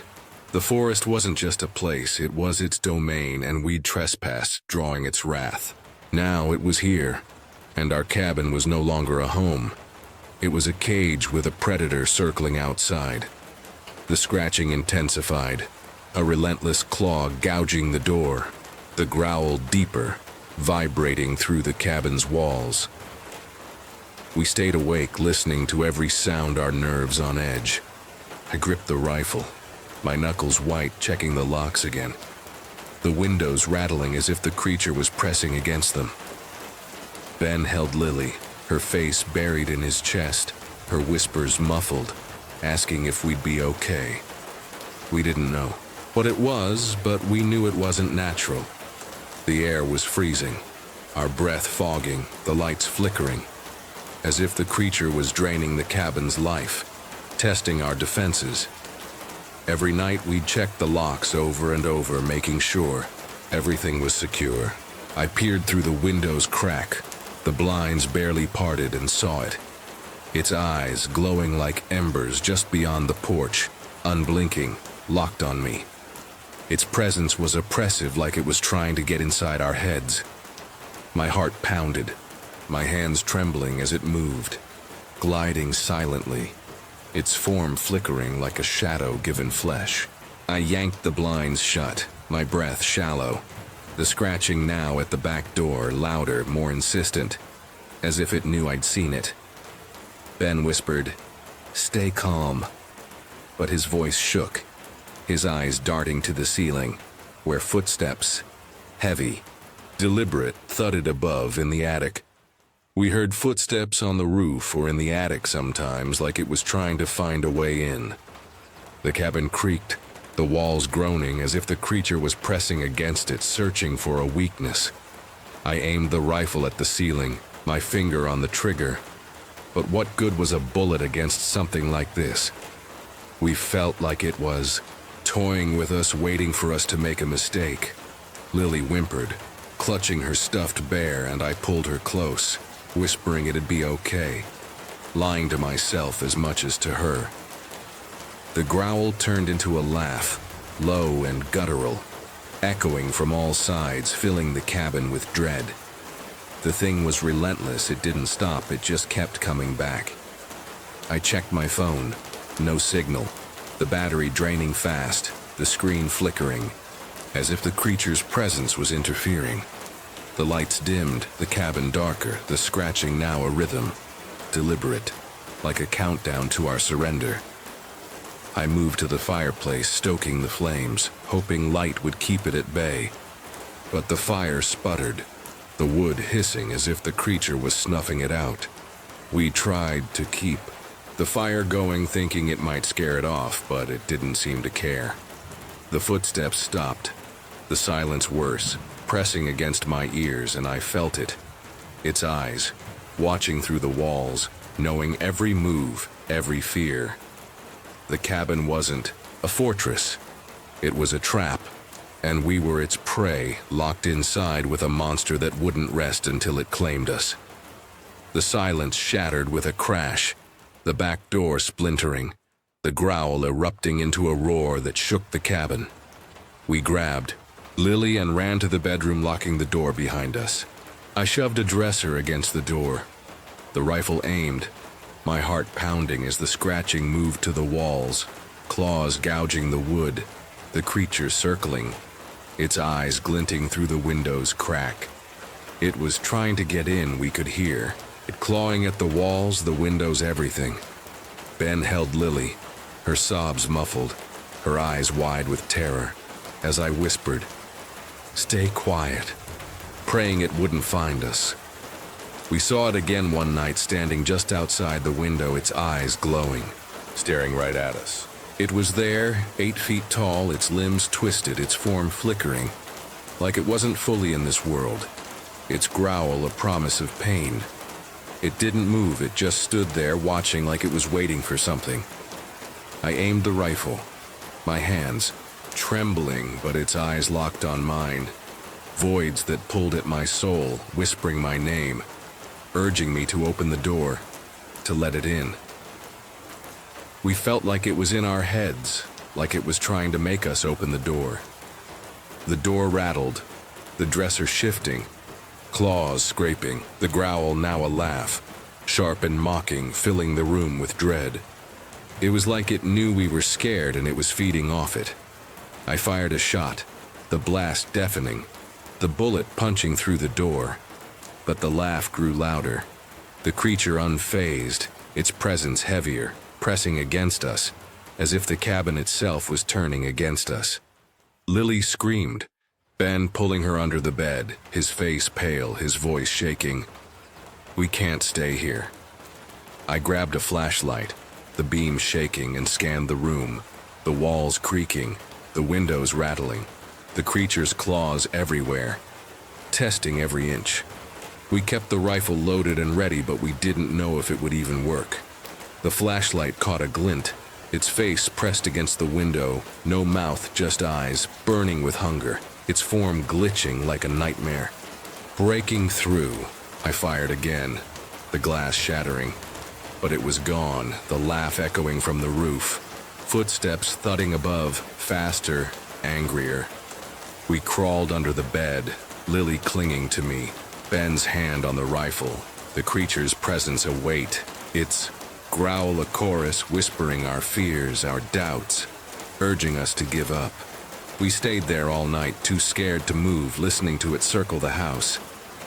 The cabin groaned, the walls pulsing as if it was alive, conspiring with the creature to trap us. Dawn was hours away, and every sound, every scratch, every growl was a reminder. It wasn't leaving, and we weren't safe. The creature wasn't just a monster. It was a hunter, and we were its prey, locked in a game we couldn't win. The creature's laugh echoed from the roof, its claws scraping, the cabin trembling under its assault. We couldn't stay in the cabin anymore, we knew we had to get out. I grabbed Lily, her face pale, her hands clutching my shirt, and Ben reloaded the rifle, his eyes wild, scanning the ceiling. We grabbed what we could and ran for the car, keys, flashlight, a bag with essentials, knowing the creature was waiting. Its growl a constant threat, circling, closing in. It was like it was everywhere at once, we didn't know where it would come from next. We crawled from under the bed, the dresser still against the door, the scratching now at the walls, relentless, as if the creature was tearing the cabin apart. We kept hearing it moving, circling the house like it was looking for a way in. I pushed the dresser aside, my hands shaking, and cracked the door, the hallway dark, the air freezing. the growl louder, coming from the living room. Ben led, rifle raised, Lily between us, her breath hitching as we moved toward the front door. Every step a gamble, the creature's presence a weight, pressing against us. The door was splintered, claw marks gouged deep, the lock barely holding. We got to the car and locked ourselves inside, but it was still out there. I fumbled with the keys, the engine sputtering, the creature's eyes glinting from the porch, its form flickering, gliding closer, its growl a roar, shaking the ground. We could see its eyes glowing in the dark, watching us from the trees. Ben floored it, the tires spinning, gravel flying, the creature lunging, its claws scraping the car's side, metal screaming. But we pulled away, the cabin shrinking in the rear view, the laugh chasing us, fading but never gone. We drove to a motel, miles away, checking the locks, the windows, the rifle by the bed. After that, we never went back to the cabin. We couldn't. The motel was temporary, a stopgap, but the creature's eyes followed, glinting in every shadow, its growl a whisper in my mind, promising it wasn't done. We stayed on edge, always checking the locks, always listening for it. Lily slept between Savra's, her bear clutched tight, her whispers asking if it'd find us. I lied, saying we were safe, but the scratches on the car, the cracked windshield, were proof. It was real, and it knew where we were. We called a friend, Tom, who lived nearby, begging for a place to stay. He didn't ask questions, seeing our fear, but the hum of the creature's presence lingered, a reminder we'd brought something with us. We didn't know if it would follow us, but we couldn't take any chances. The forest wasn't just a place, it was its territory, and we'd escaped but not unscathed, marked by a hunter that didn't forget. At Tom's house, we locked every door, the rifle by the bed, the hum of the creature's presence still echoing in my mind. We were shaken up for weeks. We couldn't sleep. We kept feeling like it was still out there. The forest had changed us, its darkness a scar, the creature's glowing eyes a nightmare we couldn't shake. We moved to a city, sold the cabin, kept lights on at night, but the hum followed, faint in quiet moments like a signal we couldn't escape. We never went back to that place. We couldn't. I researched local legends, finding stories of Wendigos, creatures born of hunger, tied to the forest, claiming those who ventured too deep. The locals spoke of it, a guardian of the wild, its eyes a mark of doom. We still feel like it's out there waiting for us to come back. We installed cameras, checked locks obsessively, but nothing erased the feeling that something was watching, waiting for us to slip. Lily drew the creature, her sketches crude but haunting. Tall, twisted, eyes like fire, a void that promised we'd never be free. I shared our story with Tom, who nodded, unsurprised. He'd heard of it, seen accounts of hikers vanishing, their cars scratched, their eyes haunted. The forest was a liminal place, he said, where the wild clung to its own, feeding on trespassers. It was like it marked us, like it knew who we were. We joined online forums, connecting with others who'd seen it. Hunters, campers, their stories mirroring ours, glowing eyes, growls, a hum that never left. We traded theories, spirit, demon, but all agreed it was real and it wasn't done. I kept a journal, documenting every detail, hoping to understand, to reclaim some control. The sketches captured its essence. Tall, flickering, wrong. We don't know what it was, but we know it was real, and we know it's still out there. The forest wasn't just a place, it was a boundary, and we'd crossed it, seen what wasn't meant to be seen. We burned sage, hung charms, but the hum persisted, a reminder we'd never be free. We don't know why it let us go, but we're just glad we got away. If you live near the wild, respect its borders. Keep your doors locked, your lights on, and don't wander where the silence grows heavy. Listen for the signs, scratches, growls, eyes in the dark, Don't look too long. Don't invite it in. We were lucky. But the creature's still out there. Its glowing eyes waiting for the next soul to claim. The forest keeps its secrets, and some are hungry, ready to hunt you when the night falls. I'll never know why it spared us, but I know it's not done, and neither are we. We're still searching for answers, still trying to outrun those eyes.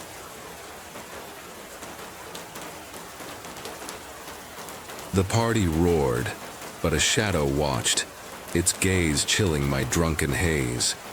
Amid laughter and music, something unseen marked us in my city apartment. It was a random Friday night. Me and my friends were having a party at my apartment in the city. This isn't a hangover story. It's my nightmare. A night in 2020 that turned a carefree bash into a haunting, where every laugh hit a shiver of dread. We were drinking, dancing, just having a good time, nothing out of the ordinary. I'm Riley, 26, hosting 8 friends in my downtown loft, a 5th-floor haven in a gritty neighborhood. It was me and about 8 other people, all close friends. We'd done this before. Harper, Zoe, and the others filled the room with noise. Bottles clinking, music thumping.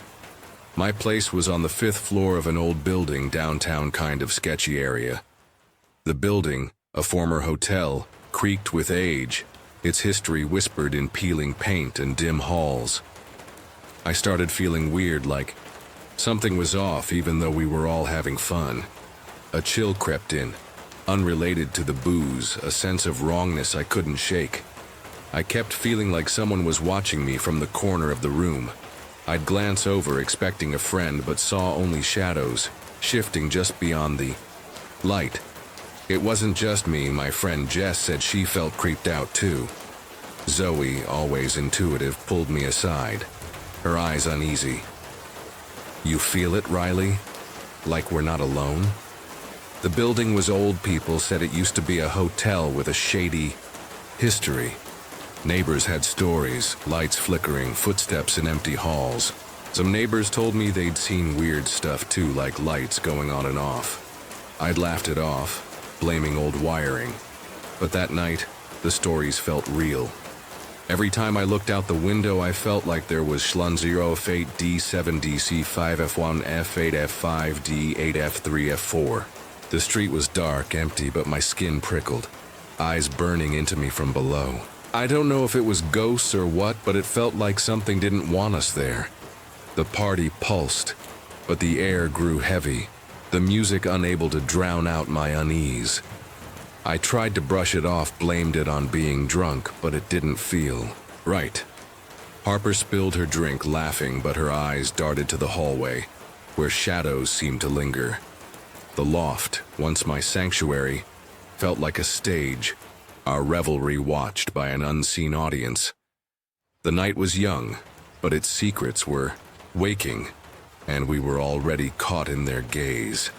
The music blared, but the shadows danced faster, their gaze tightening around us. I started feeling weird, like something was off, even though we were all having fun. The laughter felt forced, each smile hiding a flicker of unease. I kept feeling like someone was watching me from the corner of the room. I'd turn, heart racing, but saw only the loft's dim corners, shadows shifting like they had a pulse. It wasn't just me. My friend Jess said she felt creeped out too. Zoe whispered to Harper, her voice low. Something's wrong here, I swear. Around 1 a.m., we heard a knock at the door, but nobody was there when I checked. The sound was sharp, deliberate, cutting through the music. I opened the door expecting a neighbor, but the hallway was empty, its fluorescent lights buzzing. I tried to brush it off, blamed it on being drunk, but it didn't feel right. Harper laughed nervously. Probably kids, but her eyes darted to the door, her drink untouched. Every time I looked out the window, I felt like there was someone down on the street staring up. The street remained dark, but the feeling grew, a weight pressing on my chest. The lights in the living room kept flickering even though the bulbs were new. The chandelier pulsed, casting jagged shadows that moved when no one did. My phone kept losing signal even though I usually get good reception.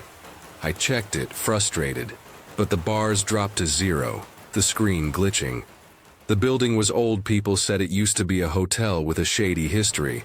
Neighbors' stories, guests vanishing, rooms sealed off, felt less like rumors now. Some neighbors told me they'd seen weird stuff too, like lights going on and off. Old Mrs. Carter downstairs had warned me about guests who never left. The party faltered, the vibe souring. We checked the apartment, made sure all the windows and doors were locked.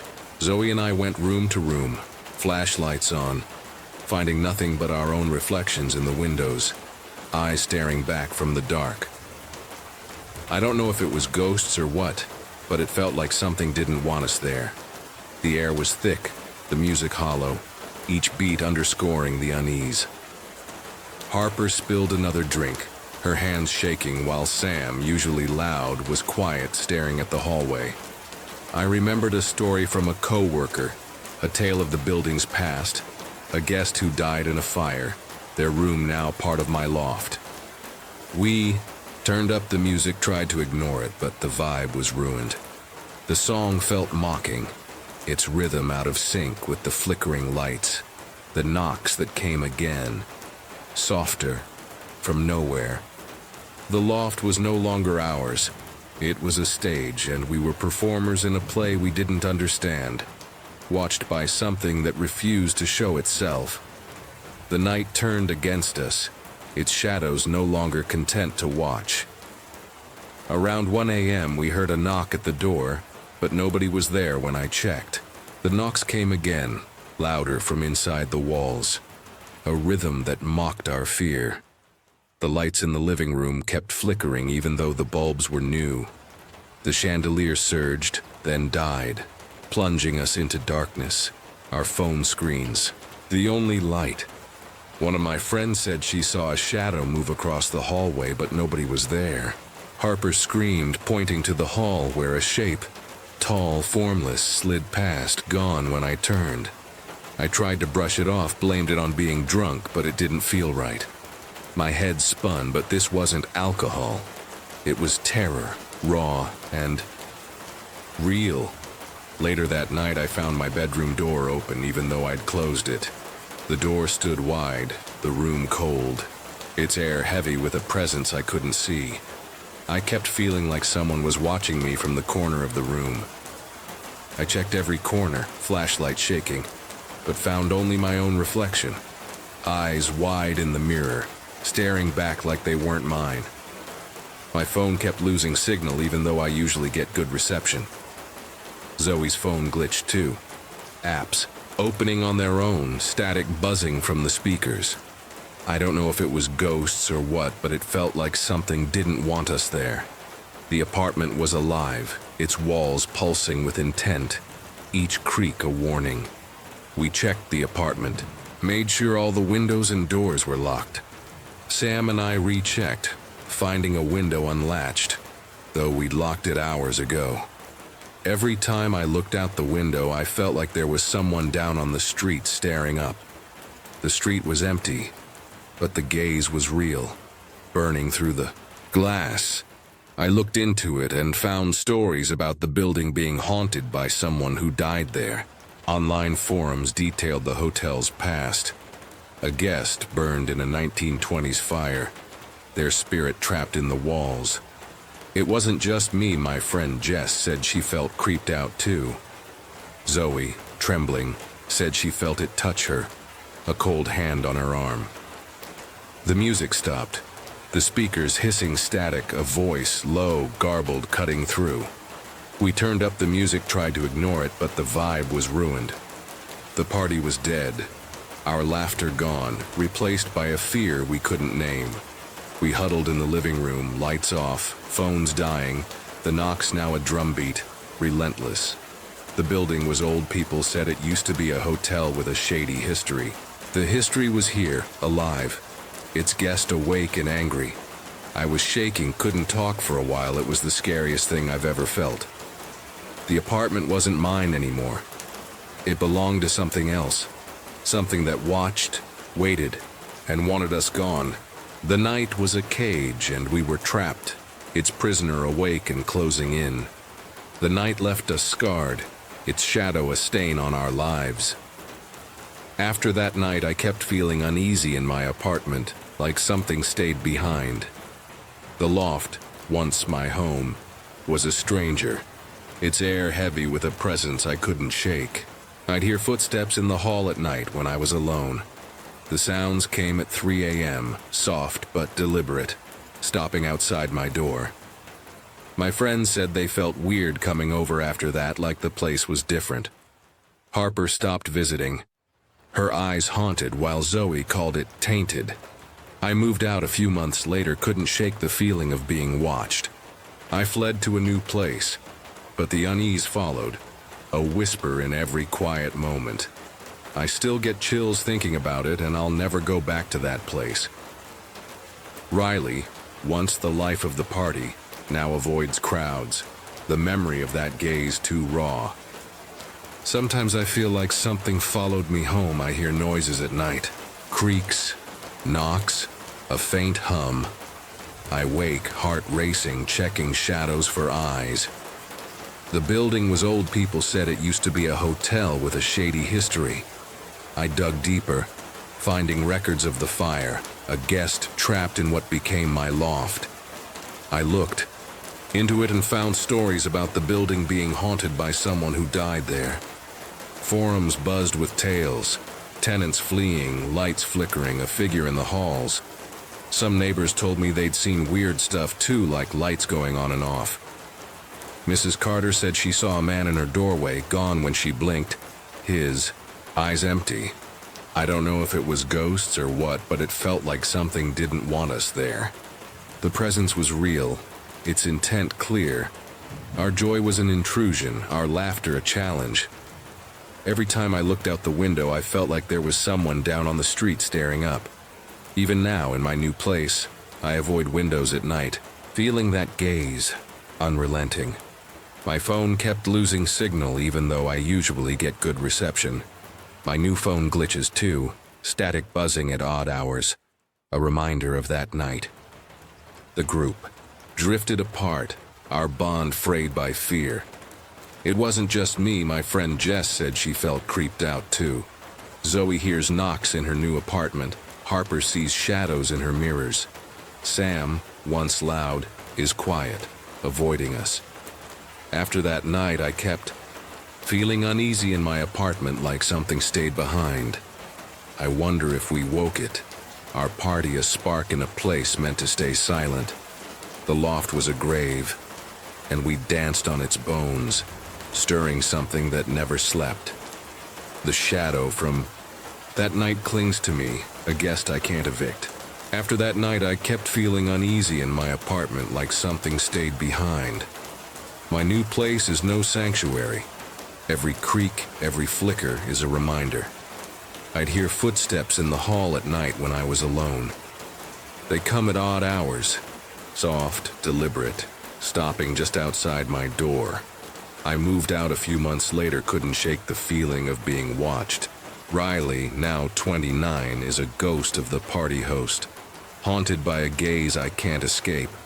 I still get chills thinking about it, and I'll never go back to that place. The loft is someone else's now, but I wonder if they feel it. The weight, the eyes. My friends said they felt weird coming over after that, like the place was different. Harper avoids me. Zoe calls less. Their lives marked by that night. Sometimes I feel like something followed me home. I hear noises at night. Whispers, knocks, a hum that wakes me. Heart pounding, searching for a shadow that's always gone. I looked into it and found stories about the building being haunted by someone who died there. The hotel's past is a wound. Fires, deaths, rooms. Sealed for reasons no one speaks. The building was old. People said it used to be a hotel with a shady history.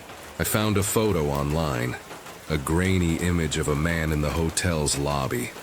His eyes empty, matching Mrs. Carter's description. Some neighbors told me they'd seen weird stuff too, like lights going on and off. The new tenant's report flickers, Knocks. A presence they can't name. I don't know if it was ghosts or what, but it felt like something didn't want us there. That something is still here, in my new life, its gaze unrelenting. Every time I looked out the window, I felt like there was someone down on the street staring up. I avoid windows now, but the feeling persists. A shadow watching from every dark corner. I kept feeling like someone was watching me from the corner of the room. It's not just me. Zoe hears it. Harper sees it. A guest we brought to life that night. This isn't just my story. It's a warning. Parties end, but some guests don't leave. If you feel eyes in the dark, hear knocks from nowhere, don't ignore it. Run or face it, but don't dismiss it. Trust your instincts, because what watches doesn't always show itself. It waits. What would you do if your home turned stranger, its shadows alive? Would you stay, laughing, or flee, knowing some guests never leave? I fled, but I'm still watched. The nights mark a reminder that some places hold you forever. The city hums its shadows, waiting for the next soul to wake them.